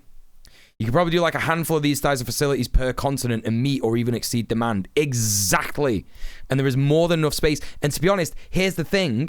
This is you know, what fucking Marx was talking about in terms of seizing the means of production, because this kind of shit already existed back in the day. And it already exists, like, to feed everybody in the world, right? In terms of seizing the means of production, it's like, we already exceed demand. We just need to make it so that, you know,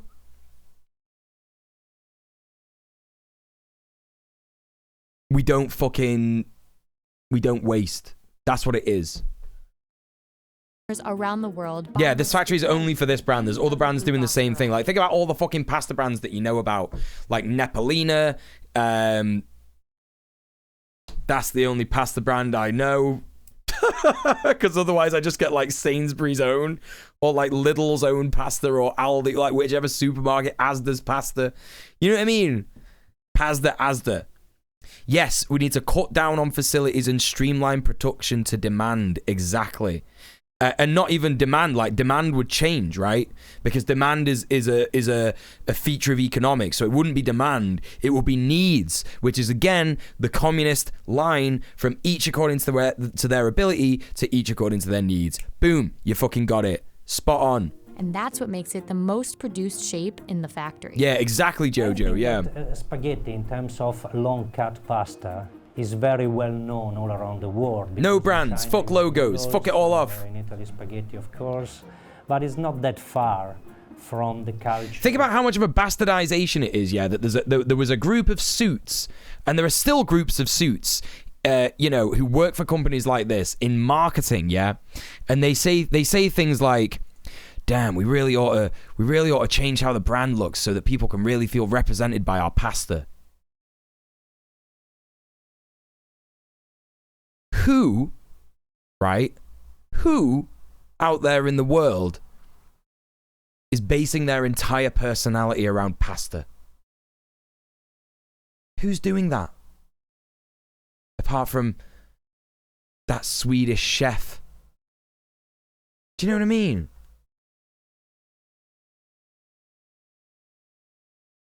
And the habits of many population in the world. There is enjoying pasta, and then there's like, you know, who's making that? No one is making their entire personality out of pasta. That's bollocks. It's nonsense. Pasta market for Barilla. Capitalism, neoliberalism, brain worms. You know. Today, the company controls 32.8% of the entire dry pasta market in the United States. No, you're allowed to base your entire personality around enjoying goblins. That's different. That's different. That's awesome. That's based. It's not associated with like a brand. Do you know what I mean? The industry is growing beyond the U.S. too, as consumer eating habits favor meatless meals. Well, you remember those adverts from back in the day? I don't know if you see it like that much anymore, but like, you remember that shit? It's a Dolmio day. Like, what is a Dolmio day? What's it? Oh, it's a Dolmio day. Like, no, it's a day that I fancy having pasta. Do you know what I mean? It's not like a brand day. It's not like this brand doesn't own this day. And like, people would say things like, oh, I'm a Calgon girl in these adverts. And it's like, what does that mean? Like, no, what? Oh, I'm a Calgon girl. You know what I mean? Like, I'm a fucking, I don't know. I'm a Barilla boy. What? What are you on about? What are you fucking talking about?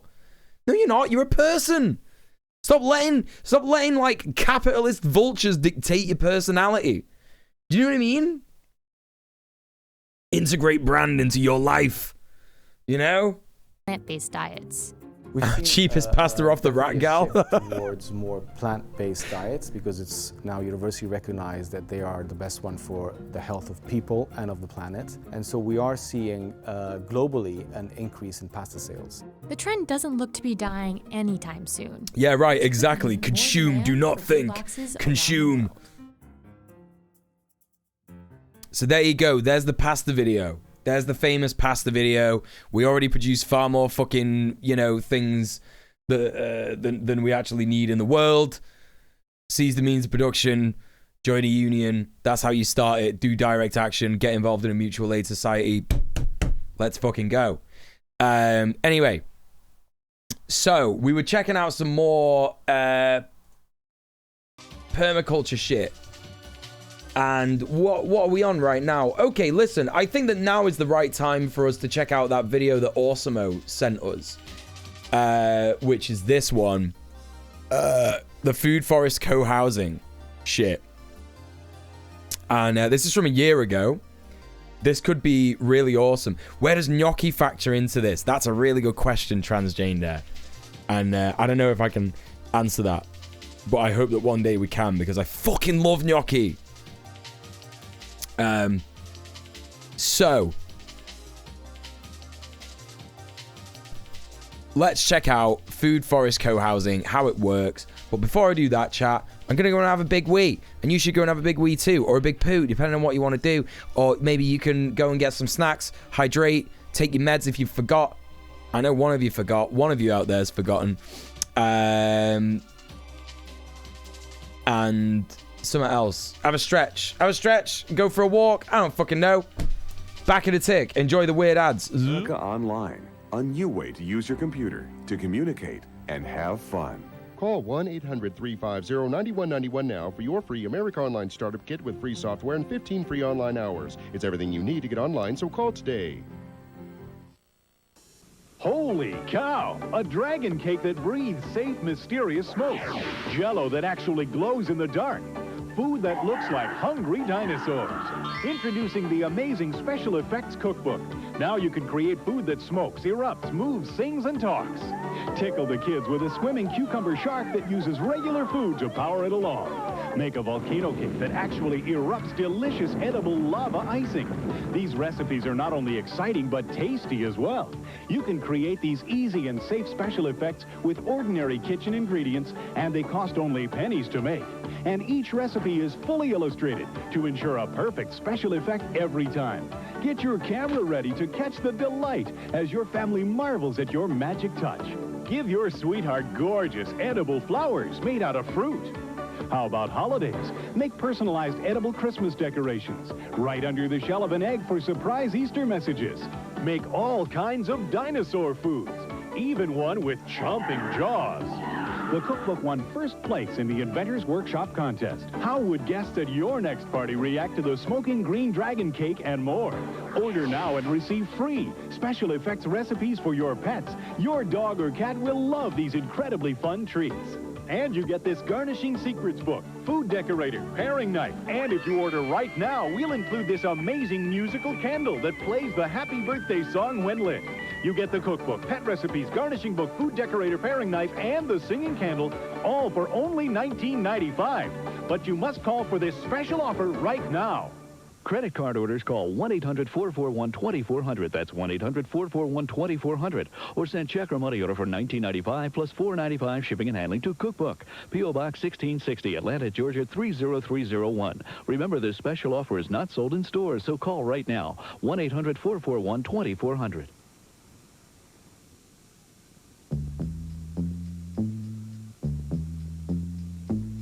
Cartoon Network.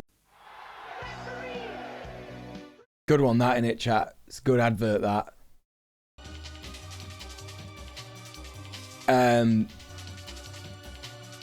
You want to know something, chat?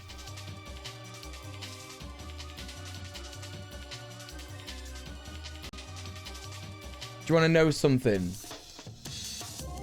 you want to know how you don't get unbanned if I've banned you in my chat? Do you want to know a good way to know how to never, ever, ever get unbanned ever in your fucking life if I've banned you in my chat? Yeah? It's if you do this.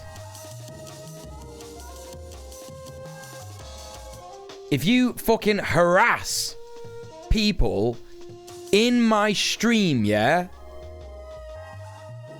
And DM them asking them to fucking to tell me to unban you, get fucked. Yeah, you got one of these too, Emmy? Yeah, well, Gobionist, It's a shame that you can't say anything back to me, isn't it? It's a shame that you can't say anything back to me. Do you know what? It's not even worth it. It's not even worth it. It's just getting denied. Do you know what that guy did, chat? That guy came into my stream, yeah, and one of the first things that they said was, Manchester's a load of shit. Oh my god, Birmingham's so fucking good. You're a skinhead. Like, just nothing nice. Do you know what I mean? Nothing nice. Nothing cool. Extremely insane vibes. Yeah? And of course, the insane vibes are confirmed by him messaging random members of my fucking community, asking them to ask me to unban him.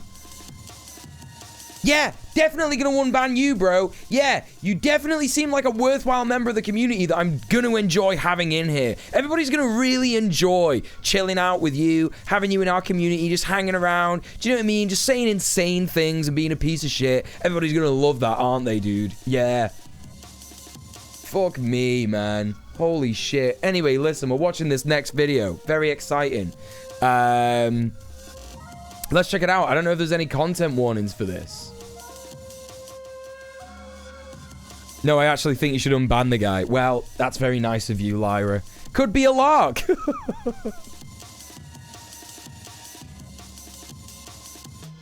Oh, God. Let's check this out. Also, like, again, like, you know, I just want to point out that they called me that streamer guy, right? That streamer guy. They don't even know my fucking name, dude. They don't even know my fucking name. They don't even know the name of the channel. Jesus fucking Christ. Anyway, I think this is in a muted tab. Hold up. Yeah, it is. Yeah. Let's take a look at this video, chat.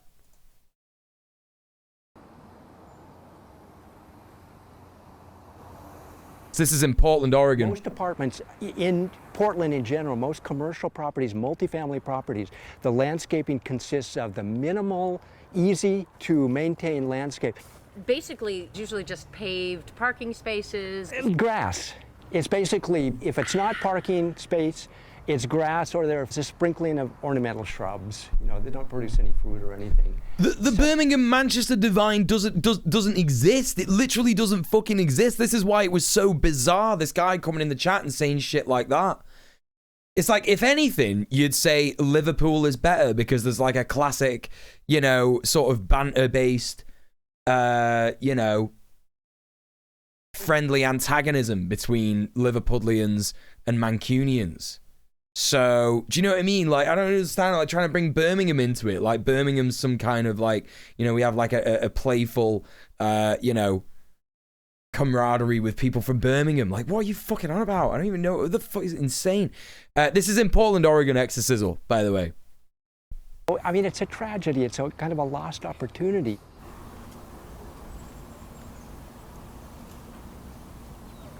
If somebody changed that model, I mean, the place could become like this sort of one giant food forest. Oh, this rocks. Everybody knows everybody, and people eat together and party together and garden together. Hey, Neil, they're actually where we meet Wait, I think I watched this on Marina's stream. Ick and Trunks, are you here? each other more than anything else is gardening together. Hey, Aslan, what's going on? Everybody go follow Aslan Silver. He's amazing. How are you doing, mate? You have some sage there, sage, or herbs? I was just about to say, I always want to call it lavender for some reason, but it's sage. Yeah, right. Yeah. Yo, I feel like we watched this on Marina's stream once. And we've been on the sustainability trip, but it's all been sort of individual family, you know, household doing gardening and composting and things like that. Have a good one. Eventually, we wanted to... Yeah, this fucking slaps already. So this seemed like a great place to try this out. It was a kind of a rundown apartment building back in 2007. Imagine 14 or 15 years ago, this was a giant parking lot, and there was just crew-cut grass on either side of that. So when we started, the grounds were totally bare. Hey, Boothby. Okay, grass. Yeah, community grass, tool shed. Pavement, and a few ornamental shrubs that were pretty pathetic. No fruits or anything like that. Oh my God, they turned So that into the this. circular garden. But it had a big space for garden. So right here is the center. And what makes a circular garden so unique is that from this one point you can irrigate a vast area very, very easily. This space is gardened by our group gardens program. We have about... This fucking rocks. This is so good. Solar panels all over the roof. You wouldn't normally grow. Ah, this is great, chat. For example, this is great. Squashes. You can see a lot of space is taken up by squash, and you wouldn't have that space to do something like that in your own garden. We have carrots and peppers, sunflowers, chard, cabbage. Yeah, hey Serena. Yeah, literally solar punk shit, yeah. See the fruit trees here. Look at the fruit trees. They're just totally loaded. These are the ground falls that we picked up so far. And they may look a little dubious, but like, and look at this shit. Like, chat is loving this. Chat is loving this. And, you know, all you have to do, you know what this is, chat? This is called, in technical terms, propaganda of the deed. I learned that from Sophie, like I learn most things from Sophie. But propaganda of the deed is literally a video that goes, hey, this is something that you could do. And it's possible to do this. We did this. Wouldn't it be great if everybody did this? Yeah? And not only does it fill you with hope and optimism, but it fills you with ideas. And like, oh my God, I could absolutely do something like that. So you know how like Dan and Tommy on Sunday were talking to us about like, you know what you should do? You know what your homework should be for this week? Just plant something where you're not supposed to. And then see what happens, you know? See what happens. Are great for apple pies, applesauce. You can dry these too if you wanted to. So we get a huge bounty of fruits here. In Germany we say, tu gut und sprich darüber. Do good and talk about it. Hell yeah. This grass here. Guerrilla gardening spots. Planting strips. And from here up to the building was a parking lot in the middle, and then grass and gravel on each side. There were a few ornamental shrubs right at the base of the building, but it was essentially just a big, open, kind of dead space. And you can see once you depave, we depaved the parking lot there, and now it's a plant some lovage. Get some lovage. So did you buy? So we bought it, yeah. So we worked with a bank. You gotta convince a bank to put the money behind because it's a huge investment. This was $1.7 million. What? This was considered a kind of a high-risk investment, so they required a 30% down payment. 30%? What's that? I want to point out that this is our intersection repair. So 2 years ago in August, we got together as a community. We closed the street at both ends. Capitalism sucks. This pollinator-themed street painting. That's one of the fun community projects. Builds community. We learned a lot of our neighbors. We had a lot of our neighbors that we'd never met before. Oh, so really good. A great community building project. So we need a garden space because that's key to permaculture, is having some space where you can plant different things, trees and annual plants and things like that. So we decided to utilize one of the local organizations called dpave. dpave, their mission is to remove parking lots and turn those spaces into garden spaces. Oh yeah, look, just removing all the fucking tarmac. That's so good. That's so fucking good. Hell yeah, let's go. We worked with them. Dpave. One day, and we pried up all the asphalt and hauled it off. We filled up like 9 dumpsters full of asphalt. Then we discovered a gravel layer and actually heal the world, yeah. Underneath. You never know what you're going to find when you depave some space, but undaunted, we continued on. We removed the house foundation, removed all the gravel, and started gardening. And this is 10 years later or so. The soil is very fertile. We probably created this much topsoil on top of the previously just bare areas. I mentioned we depaved this space. One of the amazing things, this was parking lot right here. We discovered this old concrete pond that was hidden under the pavement and long forgotten. So when we discovered this, we decided we'd remodel it. And look at what we've got now, these gorgeous cattails out of a pond that was essentially hidden and buried under the pavement for probably 50 years that we then unearthed and now returned. Wait, what did he just say? Or so. The soil is very fertile. We probably created this much topsoil on top of the previously just bare areas. I mentioned we depaved this space. One of the amazing things, this was parking lot right here. We discovered this old concrete pond that was hidden under the pavement and long forgotten. So when we discovered this, we decided we'd remodel it. And look at what we've got now, these gorgeous cattails out of a pond that was essentially hidden and buried under the pavement. Okay, he's not saying that these cattails just grew on their own, right? They planted them. Like, there's no way that, like, buried under the asphalt there was, like, cattail seeds, like... For probably 50 years that we then unearthed and now returned back to pond. It's a beauty, it's a water feature, but it They restored the pond, that's what they did. It's not as cool as I thought it was, but it's still cool. That use mud to create. Yeah, he's another member of the Goofy Hat gang. Yeah, Goofy Hat don't care. Yeah, I love that. I want more wacky guys wearing goofy hats.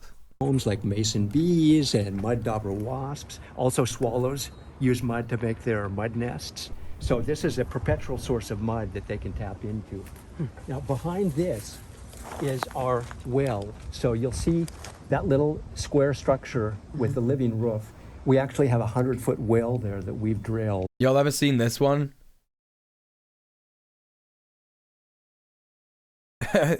Seen this guy? People in the chat are saying forbidden hot dog. I found some wild glizzies. Oh!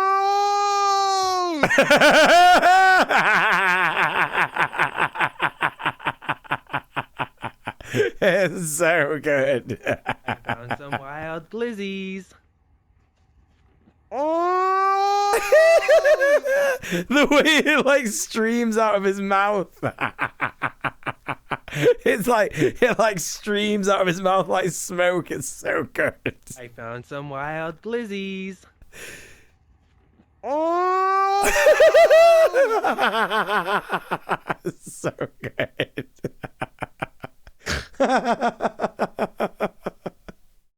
Oh, Jesus Christ. Hey, Husker. Hey, Liz. What's going on? Welcome in. Welcome in. That we tap into the aquifer underneath, that we replenish. You can't eat part of the cattail. It's just bullshit. You can't eat the hot dog looking part. What part can you eat? Rainfall. Rather than using cisterns to store rainwater, we use the earth as our cistern. And then oh shit, snapback. It percolates into the ground, into this gigantic aquifer under the city of Portland, and then we tap into that. So we're replenishing the water that falls on the property here by keeping it in place. What did he say about the water? I'm interested about water management now. Ground into this gigantic aquifer under the city of Portland, and then we tap into that. So we're replenishing the water that falls on young stems are edible, the roots. When we started this project, the driveway and the roof were sent into the sanitary sewer. Nature's expanding we were foam. Exporting rainwater to the City Bureau of Environmental Services, which then had to treat that when it's mixed with sewage. A big problem. Entering my water management art, yeah. That problem, or remedied that problem, really by keeping the water on site, percolating it into the ground, and replenishing the aquifer that we draw from.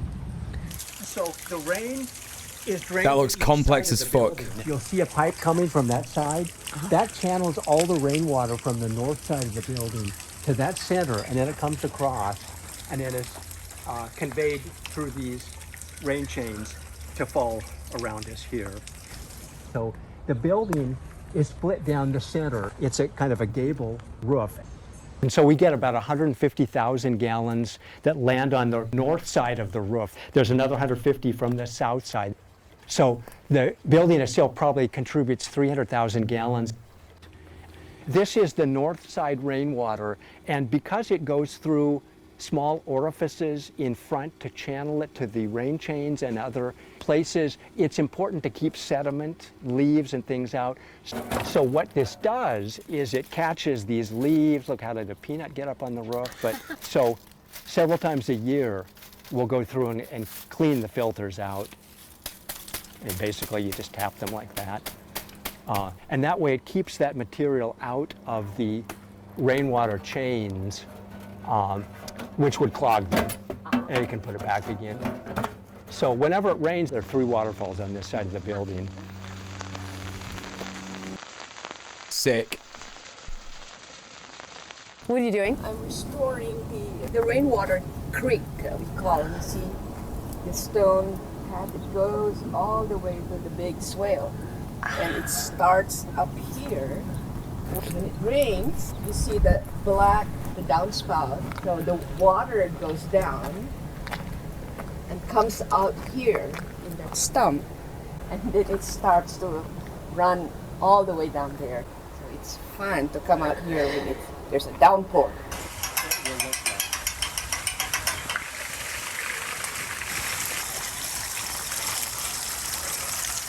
When we started, we had contemplating going into a co-housing, which is a condominium model. You co-own the place with a bunch of other people. The problem with that is we kind of do things a little bit radical, like human manure composting our pee and poop. This is the basis for our fertility. Sick. And we Oh, it's fucking piss time, chat. Co-housing community would not necessarily go for that. Wallace and Gromit tech. For our compost toilets. So we're importing carbon from the city, which normally would go in the landfill. Believe it or not, some people put this in the landfill. And yet this is exactly what you need to balance the high nitrogen inputs from urine and kitchen compost and excrete or poop. Excrement, toilet paper, and additive are what we compost to create fertility and till. So let me... And everybody has a compost toilet? No. So there's probably about a dozen of us. It's piss? No! Every unit, generally speaking, has a toilet in it. And some people will supplement with a bucket of wood chips and then a lovable loo next to it. Sick. This Let's is fucking go. 1-bedroom unit right here. So it's about 565 square feet. Consists of this living area and a kitchen. And there's our bedroom. And then we also have the bathroom in here. And what's unique about our bathroom is we have a compost toilet in it. This is normally where the toilet goes right here, this hole that's covered in the floor. Right. We removed that because we have our own compost toilet here. And this is what a compost toilet looks like. This is called the lovable loo. Right. Okay, like I'm all for this, yeah? I'm all for this, yeah? But like, what do you do about the smell, man? Like, what do you do about the smell? Because, you know, I do some pretty fucking rotten shits. Not gonna lie. You know what I mean? Wood chips, is that all it takes to just stop the smell? You know? Yeah, that boy's got to be emptied regular. Gotta empty it once a day. You know what? That's just the same as doing the recycling. I'm down with that. No smell, keep watching. Separate your poo and pee. I, for one, don't poop. That's pretty based, Liz. That means that your like diet is so like uniquely like your body is working at like the highest grade metabolism. Like it doesn't even create waste. It's just all the nutrients are absorbed. Like there's no waste whatsoever. It's a 5-gallon bucket. Good work. That you pee and poop into. If you're willing to save your urine separately, that's even better, and that's what I do. So I have my own pee bottle here. Oh, look at all that piss! And look at all that piss! Listen, gamers had the right idea all along. Let's face it, chat. Gamers had the right idea all along. Her bottle using this contraption. So you see there's a little bottle there and a funnel. He's dehydrated. This guy is dehydrated. So you collect your pee separately from your okay. There's no odors here, okay. So what's amazing in between use is the wood chips that we use for covering. These are the wood chips. So after you pee or poop in here, then you cover with this, and wood chips are well known as an odor absorber. Oh, smart. That leaves the interesting Oh, that's question fucking about smart, yo. When you're pooping, okay, there's odor that's coming into the room. So that's what this is right here. So when we come in here to poop, we turn on this fan. So now we actually have a fan that's inside here, sucking air into the level. I was under the impression fertilizing with human waste is not the best because of all the heavy metals in it. What heavy metals are in human waste? What are you eating? Loo. What are you fucking eating? Into the attic space. Curly fries. So when we're pooping, unlike toilets in any... Curly fries is just chewing on, like, thermometers. Full of mercury. Any place in the world that I've ever seen, we have no odor. The state-of-the-art American... Can't stop eating thermometers. Even Japanese toilets that can run several $100s do not have this feature, and I'm not sure why. It smells like the forest. That's what you get with wood chips here. So these have a kind of an earthy smell. Very, very nice. So that's how... Listening to a lot of System of a Down at the minute? Yeah, fair enough. Sink here. Hey, Spiralis. Yeah, eat asbestos for breakfast? Yeah. So we recycle pee in bottles. So I'm going to show you how we do it. Yeah, so I have watched this with Marina because I remember them being like, ew, when it got to the piss part, like cringing at the piss part. But this is based as fuck. Here are urine tanks. And this is 1,000 liters or 1 cubic meter of urine right here. So you can see it's about to right there. We fill them up to 90% and then we move to the next tank. Yeah, like, you know, all this stuff that people are saying in chat, like, oh, medication ingredients, prions, mercury, zinc, and copper. Like, yeah, you got it. It's like Goblin Hugger says, you got to compost them first. You can't just, like, sprinkle them out on the fucking, you know what I mean? That is so much piss.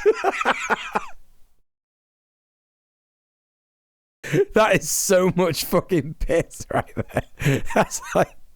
That's a whole tank of piss. That's so good. I fucking love this shit, chat. This is so good. It's all piss. That's like a lifetime supply of piss. There are people with, like, yellow hankies in their back pocket who are absolutely coming in their undies over this. It's piss!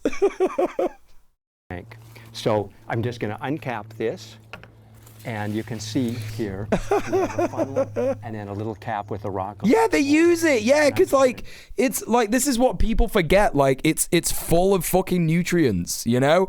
Like, there is absolute, like, we are animals, you know, like nature, you know, we're not designed, but the way that we work with nature. Yeah, we've just been alienated from it, and just because we, like, don't get involved with nature anymore, like, doesn't mean that, like, our bodies don't work with it, you know what I mean? Yeah, Haz is quaking in his boots right now. Yeah, for sure. Dump this in very simply. Yeah, we've been trained to be grossed out by, like, piss and shit. I mean, obviously, like, you shouldn't be out here eating shit. Even if you're into scat, don't eat poo. It will make you sick. It can give you E. coli. Do you know what I mean? But... And then after 6 months, then here's where you drain the urine out. And typically what we do is we attach a pipe here. And you can, if you look over here, you can see that barrel down there, okay, with the hose coming out. So come on down here and I'll show you. So they're going to tell us what they do with the piss now. We typically will attach a tank. In this case, that's attached to the urinal tank inside our urination station. So we drain that tank whenever it gets full into the barrel. And then inside the barrel, you can look over there, and we have a sump pump that's connected to the hose. And that hose goes up to our compost area. So yeah, it gets composted. Into there, turn on the pump, and all the hose is pumped up to our... Yo, look how crusty that guy's piss is. Look at the bottle he's holding. Look at the bottle he's holding. It's got, like, chunks in it. What's going on? What's this guy eating?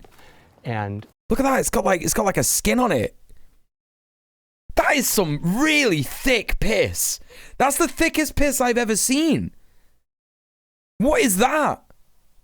What's going on there? What's that about? Is it like cloudy apple cider?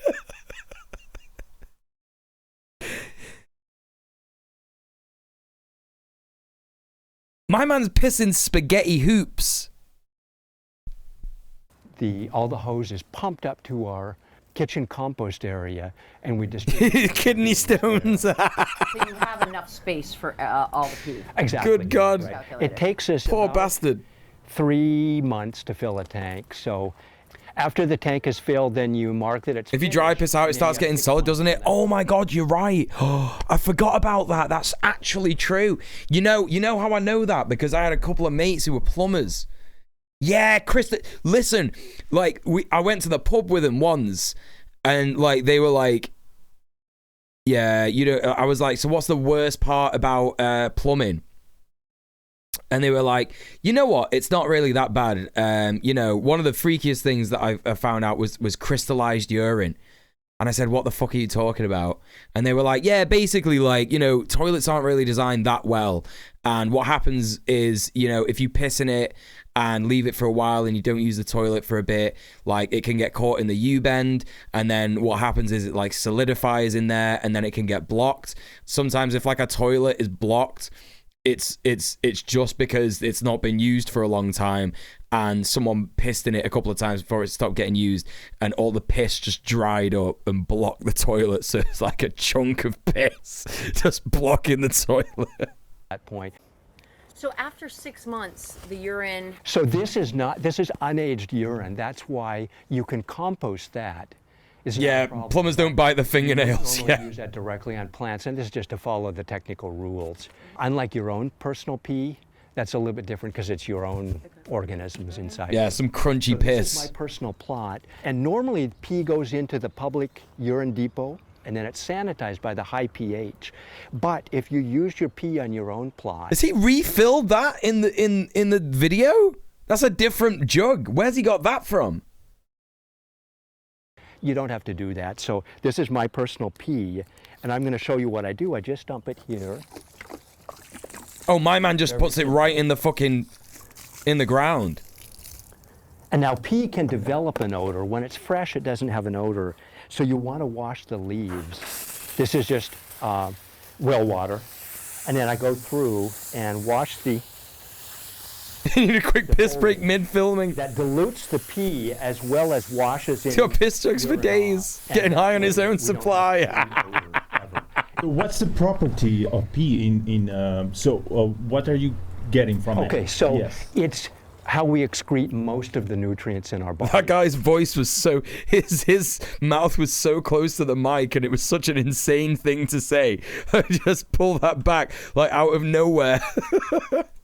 Ever. What's the property of pee what are you getting from it? Okay, so what are you doing with this, bro? We excrete most of the nutrients in our body that plants like. And the carbon obviously comes out in our feces, right?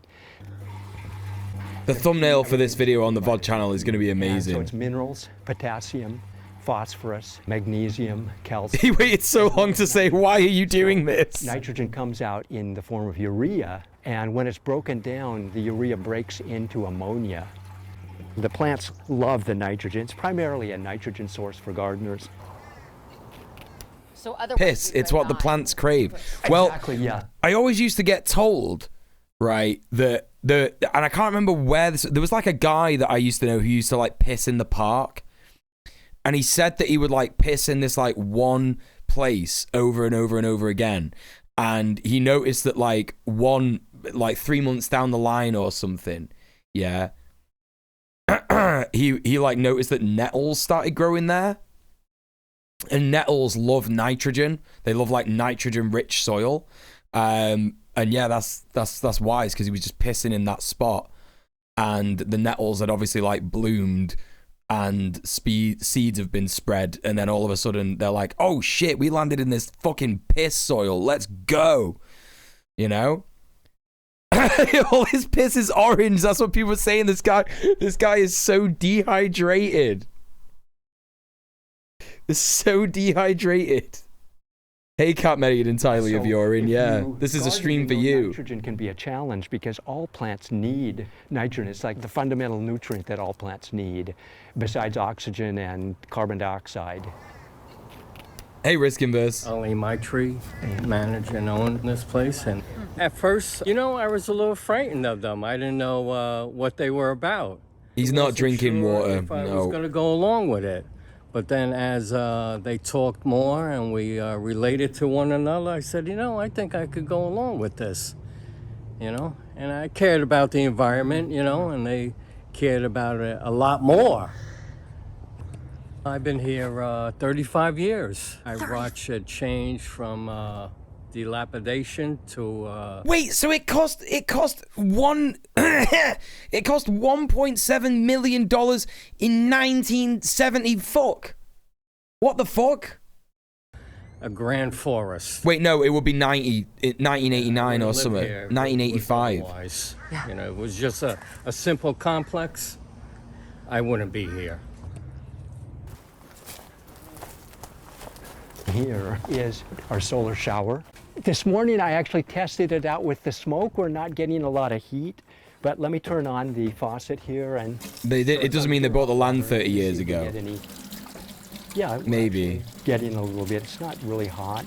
So how it works is there's a solar collector on the roof there. That series of pipes absorb the heat.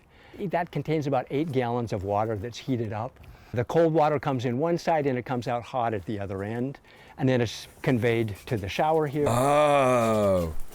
And that's fucking sick. A thermometer here that tells you what the temperature is of the incoming hot water. It's about 80 degrees right now. So it'll probably go up maybe close 80 degrees?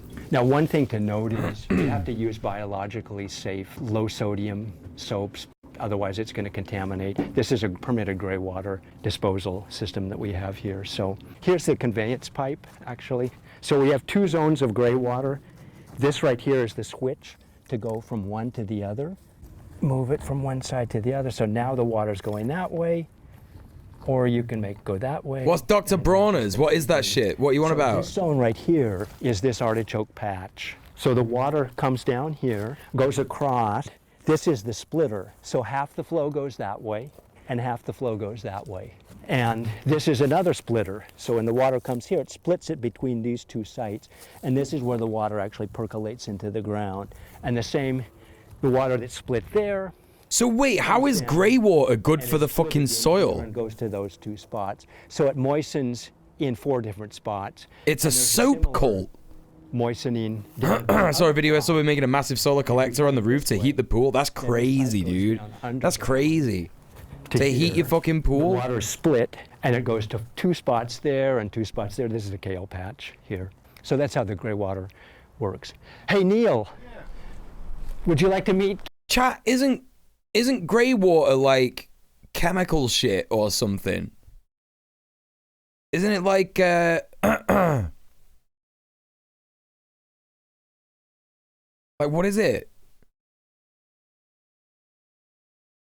Tech Ingredients has a bunch of videos basically showing current solar panels are kind of inefficient. We should be water cooling them for higher efficiency. Solar panels kind of expensive, I seem to recall. Grey water is sink wastewater. Used water. It's water that's not waste but not potable. Grey water to water your plants. Plant-safe soaps. Oh, right. So they'll be using, like, shit from Lush, right? It's dirty, but you can use it to water plants. They aren't using soaps or nasty cleaning chemicals. It won't be bad for the plants. Oh, okay. Right, I'm with you, yeah. Kirsten and... Hi, you're working hard. So Neil is our farmer. Wannabe farmer. He's gay. This guy's gay. 1000%. Look at him. What an absolute beauty. What a beauty of a man. So he sells all our absolute daddy. We do thousands of dollars of sale at your farmer's market, right? Yeah. We have a lot of surplus here, so he sells all kinds of stuff. What do you sell? He hates sunscreen. Cleared out the figs, greens, kale, collards, chard, some cucumbers, olive Hat gang, kale, goofy hat gang. Kale. We grow for ourselves, and then we realised we were growing more than we can eat. So wait, is he British? We decided to start selling the excess. And you live here as well? Yeah. Yeah. How long? He is. He's British. He's British. It's probably 10 years. I took 2 years trying to live in rural area. Or is he Aussie? The reason I got into food growing was because I recognised what was coming down the pipeline. What do you mean by that?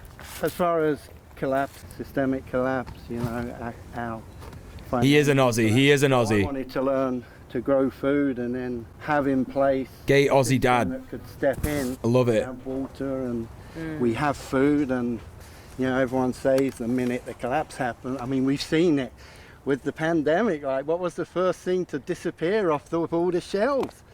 And people were afraid, and they were asking the farmers, "What do you think?" You know, they were looking for some sense of security that when the food distribution chains go down, that there will be local food. You know, so yeah, my based, first experience, fucking based. What it's going to be like when systems start going down. Gay farmer Santa, hell yeah. So this is our 1,500-gallon cistern. So typically a person needs a gallon a day during an emergency. So we have 1,500 gallons divided by 50 residents. We have 30 days worth of emergency. A prepper, but actually cool and good, yeah. Right now it's kind of the low part of the season. A prepper, but not like a fucking absurd, reactionary, you know, nonsense conservative with thousands of guns that he could never use, that doesn't even know how to use, doesn't know the names of all of them, doesn't even know how to hold them properly. Hundreds, like stacks of beans that'll eventually run out. Do you know what I mean? This is like, imagine the meme, like, you know, the incel versus Chad meme, and it's like the incel fucking reactionary conservative gun owner versus the Chad permaculture gay Aussie farmer, right? Yeah, literally, yeah, gold guns and canned food. All that kind of shit, right? You know? This is just that. Area in this space is, I don't know if you've heard of the Cascadia subduction earthquake zone. We're in this zone where it's not a question of if, it's Lyra. when we're going to get a Richter 9 earthquake, which is like one of the most catastrophic in human history. I mean, they come every 300 years in the Pacific Northwest. Usually they're accompanied by tsunamis. We don't have to worry about that, but the ground is going to get shaken for probably upwards, a severe shaking for upwards. Hey, Carpe Pax, what's going on? That's going to break all kinds of... Everybody go show some love to Carpe Pax. He's a great streamer. How you doing? Sewer grid, almost undoubtedly. One of your co-workers is into AR-15s and buying silver? Damn. It could take years to get the sewer system going again. Loser shit. This is our urination station. Despite the name, it's not just for urine. We actually have a regular lovable loo compost toilet inside. So that's why our eco project, we have our own local permitted sanitation project here where we can actually keep going. Probably will become a nexus in the neighborhood where residents will be bringing us their buckets once they learn the 2-bucket system. And then also we have a men's urinal. Now there's a very simple device called the pee style that allows women to pee standing up. You know, that's probably a little bit out there, but from ecological circles, people are aware of that. So that you're not considered sexist by having a wall-mounted urinal. Yeah, so, and then the urine here goes into the tank just behind. So it's actually connected to a pipe that goes into the barrel in the terrace down below. And then from there, we sump pump it to the compost station. Fucking sick. Let's head so much to piss. The humanure compost courtyard. The difference for this setup here is there's a roof over every bin. And the bottom of each bin is lined with a concrete pad that is sloped to a drain in the center. So the potentially pathogenic compost from human manure is totally sequestered from the This guy is perhaps a tiny bit too eager to talk about piss at any one moment. He's so excited to talk about piss. He fucking loves it, man. He loves it. Listen, I'm here for it, you know? I'm here for it. If he's passionate about it, you know. If a guy talks to me about how much he loves piss this much, normally I get pretty aroused, you know what I mean? Environment. You can't have fruit going into the groundwater, for example. Oh yeah, you love piss, do you? You little piss bitch. Do you love that? We have about Yeah. 30 buckets, and then about once a month. You love piss. You love a big vat of piss to swim around in. Is that what you like? And then let them dry out. So these are waiting to be refilled with fresh wood chips. And let me open up this bin right here. So they're hinged. It's entirely treated inside the bins for 1 full Yeah, year. he worked hard to create the system. Yeah, he's so into it. I love it. Plantings. This is what the finished compost looks like, and it has a totally... Oh, bro, that's human It compost. smells like earth, and it's totally pathogen-free. So Amazing. It's been processed and sanitized, and we also have the Pathogen-free. dates marked here. Okay. So 20, yes. So 6520, so that actually, we can now empty. It's been a year old. That's the bin that we're currently emptying, and we're ready to move on to this bin. The bin we're He just put that together with cinder in blocks that corner, and a bit of it doesn't MDF. have a date marked on it yet. That's So easy. That's our eco-sanitation project, and although only about a dozen of us are using the system right now, we're set up that if in an emergency we need eco-sanitation, we can scale this up. That's This is actually amazing. rated for 19 full-time adults. All right, Lyra, thank you so much for being here. Take it easy. For a few months. You are very welcome. Thank you for being here. Where are the hammocks? Oh, the hammocks are, see those tall trees over there? They're clear over that side of the garden. Yeah. Don't use MDF outside. Water disintegrates it. Oh, yeah, but it's got corrugated iron on it, hasn't it? So you got to crouch down here. Do not enter area inebriated. With fruit. Piss jug, piss tank, piss spring onion. This was So today's harvest of apples. These are Liberty apple, which is a really great apple. Oh, look at those apples. We've probably created, I would say, about 10 centimeters of new soil over the entire property. So this is kind of the center. The sunflowers are beautiful. Right, we have the fruit trees, and then in between, there's sunny areas. So we grow different types of squash. It's a lot bigger than it looks. So It really is, yeah. Butternut squashes here. Oh, look at that. Here. Pumpkins. What you can see is, let's go down to here to the end. You'll Piss see apples. When the trees were planted 10 years ago. I love a piss that apple. Was the original soil. I'd eat a piss apple. Right there. And about 5 or 6 feet away from it, the soil is probably that much deeper. I was going to suggest they use the apples they pick up off the floor to make cider. That's just a recipe for disaster. No, that's why his piss looks like that. That's why his piss looks like that, because he's just drinking too much fucking cider. That's what's going on. Soil that we have constructed with our organic. Very pretty with the nasturtiums, yeah. So you hear about topsoil loss. You know, there's also topsoil creation in organic gardening. And so When you were a kid, a neighbor across the street made wine from apples from their backyard tree. Oh, that rocks. To global warming, because this soil is created out of carbon.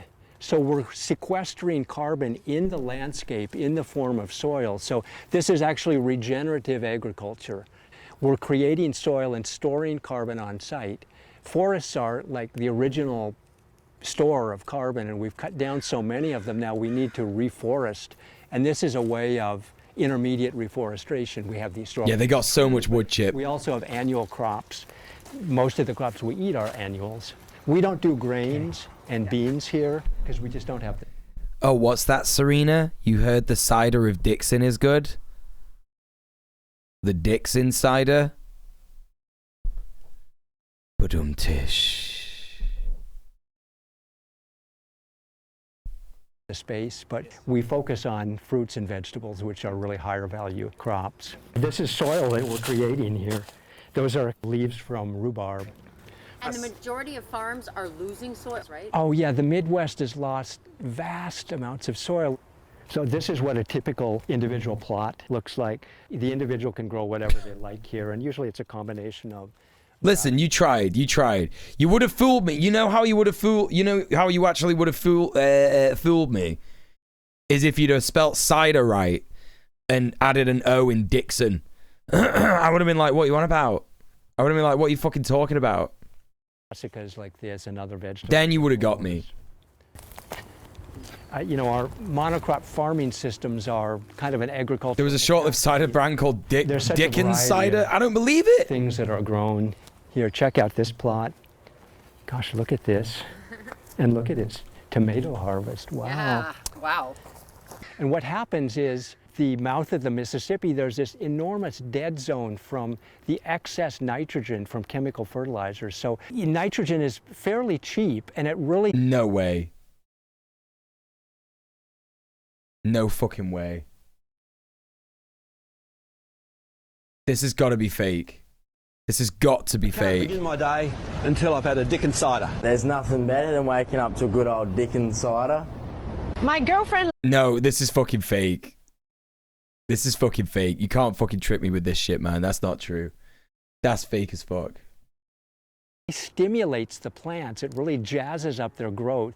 So the farmers put on way too much, and they get great harvests, but the topsoil is actually lost and depleted. Wow. Look at these pole beans. But they keep jazzing up the growth year after year with these additives, and it's part of the collapse of our food systems. Is there anything called pest control? Do you need pest control or? Yeah, so what do we do for pest control? Good question. Okay, so we have, our squashes here, they'll have squash beetles, and we just go through them and crush the beetles. So we Wait, what? Cruciferous vegetables. We have a butterfly called the cabbage butterfly, but we also have paper wasps. The paper wasps sting the caterpillar, and they feed their young with that. Yes. So we have paper wasps living all around the property, and so those clear out the cabbage butterfly caterpillar. They just piss on the pests. Minimal predation. The wasps are constantly keeping them under control. The same with birds and other natural pest controllers. There's an example of some paper wasps right up there. Where? See that little plywood board? I put that there to shield them from the people using the shower. So there's such a wonderful insect wildlife here. We just love them. We try and foster as much of this as we can. Okay. We have this bamboo hedge that goes along 3 sides of the property, and it has a couple of functions. The main function, of course, is it creates a visual barrier.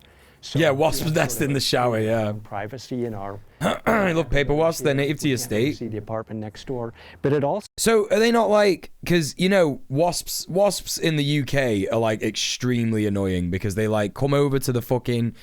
Like, you'll have like a drink, like a juice or something, or like a beer, and they'll come over to it and they'll sniff around it, and then they'll come and land on you. And then if they get like the tiniest bit freaked out, they'll just fucking sting you over and over and over again. So paper wasps aren't like that then. They're fine. So creates all of this bamboo. Every year we have sprouts coming up. You'll see throughout the gardens there are trellises and different types of projects made with our bamboo. We call it our microforestry project. UK wasps are invasive towards bees. Where are they from? So this is the timber bamboo. Yeah, they murder And bees, you can don't they? see how really heavy. Paper wasps are chill? Okay. One of our residents made a didgeridoo. How long did this take to grow? Okay, what's... One of our residents did cultural appropriation with this massive stick of bamboo, which isn't even what they make didgeridoos out of in Australia. Okay, what's amazing is the sprout comes out and it's like this big around at the base. They're not going to be perfect, you know what I mean? They're not going to be perfect. And it's pointed. Bit of racism there. To full height in 6 weeks. So it's growing literally 3-4 inches a day. So that's typical of all of the bamboo varieties that we have. They go from ground level to full height in a rapid growth spurt of 6 weeks, and then the 6 weeks fall down and they leaf out. So these are this year. This is this year's. Let's see. We can see, yeah. So here's one. Mud daubers are another chill wasp. Yeah, by now they've all leafed out. Is there any danger with bamboo, with it, you know, being a pest or invasive and taking over, or? You have to be very... He made a wooden vuvuzela, yeah. On that side, so it won't go to the neighboring property. And even then, it's jumped the barrier. It could have been the Aussie daddy. He's still white. I don't know, maybe he might have some, you know, indigenous heritage. I don't know, maybe, but he looked pretty fucking white to me, man. Places, so we've had to take remedial action. So right up here, you can see through the fence into the neighboring property. I don't know. I don't want to assume. I don't want to assume. Maybe you're right. Acre apartment complex here with 60 units. And there are a few trees around. You can't really see any grass right here, but look, they don't do anything with their landscape right here. They could be eating bamboo shoots. Full of weeds. I actually jump over there and weed. Yeah, bamboo shoots are pretty nice. I've had bamboo shoots. It's part of our visual environment. But if you look down there, from here you can see there's grass. down there. I see a few rose bushes, but there's no food production at all on this property. In that sense, it's a relatively sterile environment. Plants also do, rich environments also do other things. For example, here the temperature dropped considerably. Yeah, you create really kind of a forest microclimate that is cooler and refreshing. That fucking rocks. Cools the whole city, actually, it really does. So I don't know if it cools the whole city. It's not that big. Do you know what I mean? It's bigger than it looks, but it's not that big. I don't know if it cools the whole fucking city. Cities, as we get to an era where we're going to have more extreme events, cities can do things that don't seem so high tech, but at the same time they are the most high tech. Like planting trees could be. It is. It's amazing. Portland's got a dense urban forest. That's what you meant. Oh, okay. Got you. Yeah, I'd join in as well, Discrotter, yeah. And there's also flowers and fruit that people are invited to pick here. We usually post signs. There's actually one right here that says, feel free to snack on any of the fruits.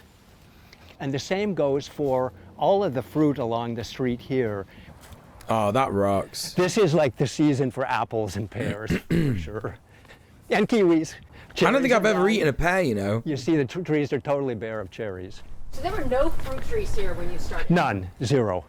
In fact, what's interesting is hell yeah, Portland's static. Books don't allow fruit trees on the street side because of the mess they create if you don't pick the fruit. I mean, isn't that, it's totally insane. What a perversion. I don't think I've ever had a pear. Fruit trees because it can make a mess. And then the interesting. You know what made me think about that? You know what made me think about, like, I've never had a pear? I've had like pears in stuff, but I've never just eaten like a pear on its own, right? So I've had like a pear in like a tort or some shit. Do you know what I mean? Like a little tort, like Italian style cake, right? But you know what made me think of it?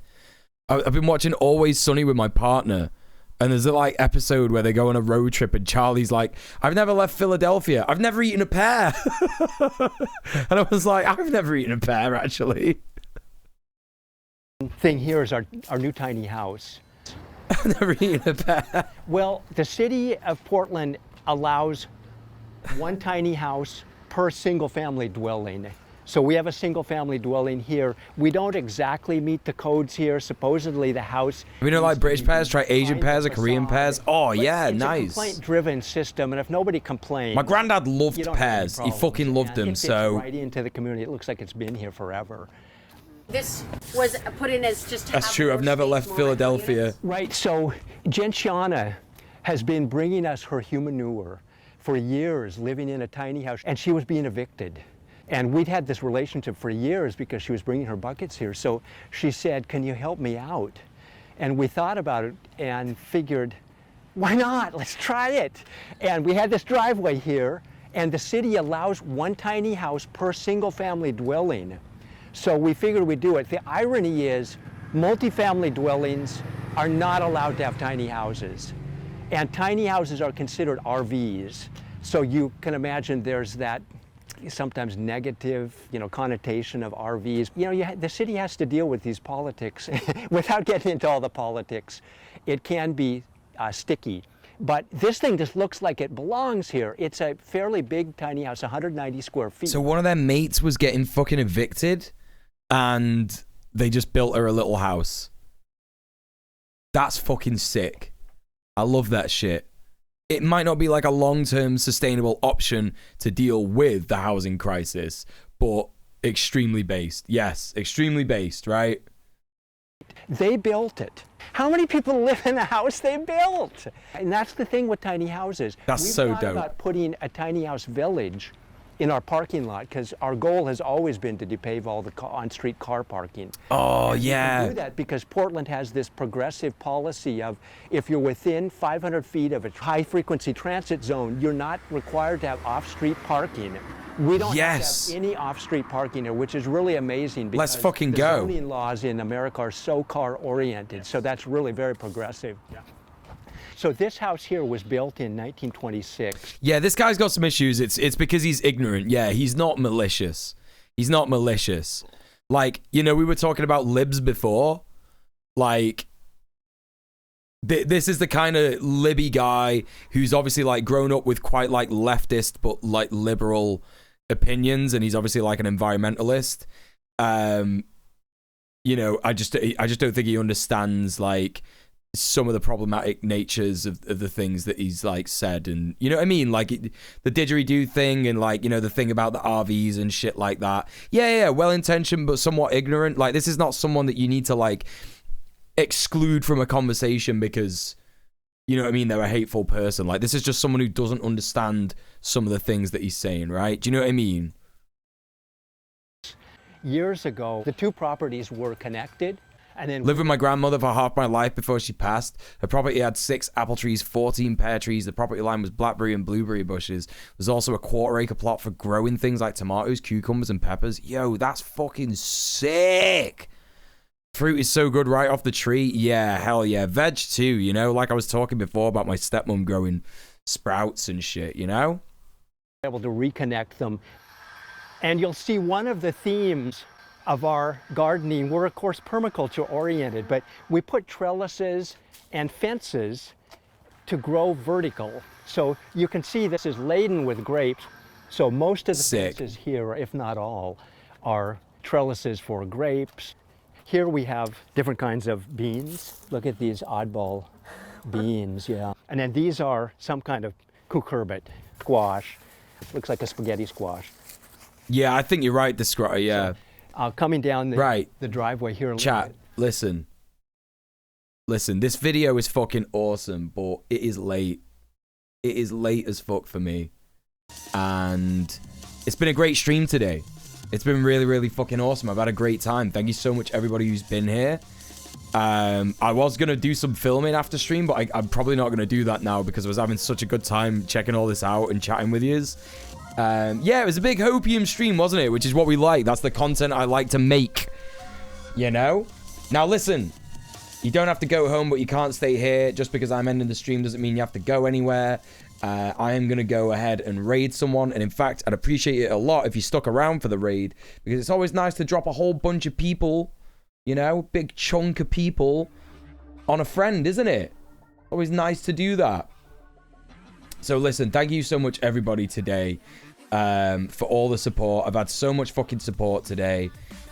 You know, thank you for the huge dono, got a static. Thank you for the subs. Thank you for the follows. I've had a few follows, a few new people in the chat as well today. Really appreciate that. I will be back tomorrow for more streaming, so don't worry about it too much. You know, it's one of those things. Every stream has to come to an end, doesn't it? Everything ends, unfortunately. But if you cannot stand 24 hours without me, check out the socials, command in the chat. I got loads of different fucking socials. I got a TikTok, I got a fucking Patreon, I got an Instagram, I got a YouTube channel, I got a VOD channel with loads of like old VODs that you can check out too.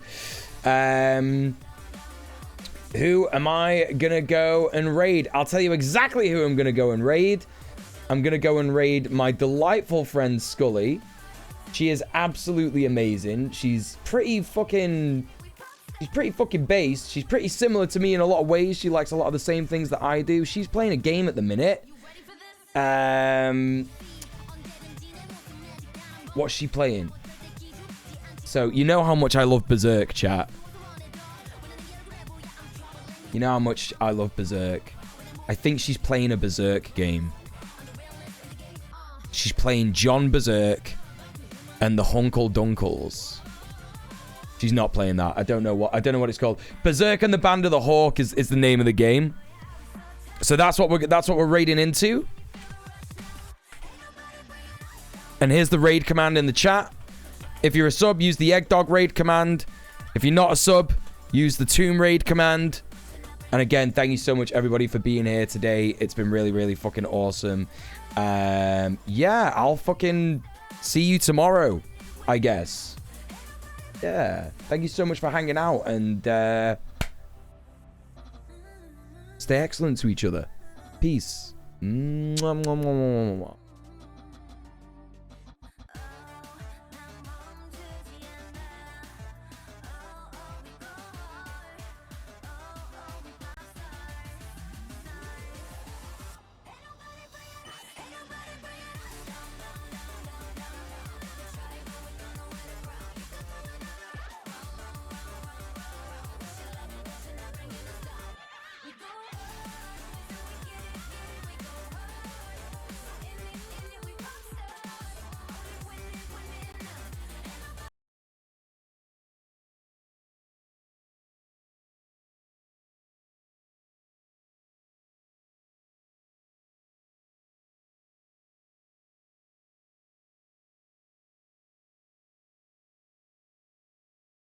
Okay, let's try this again.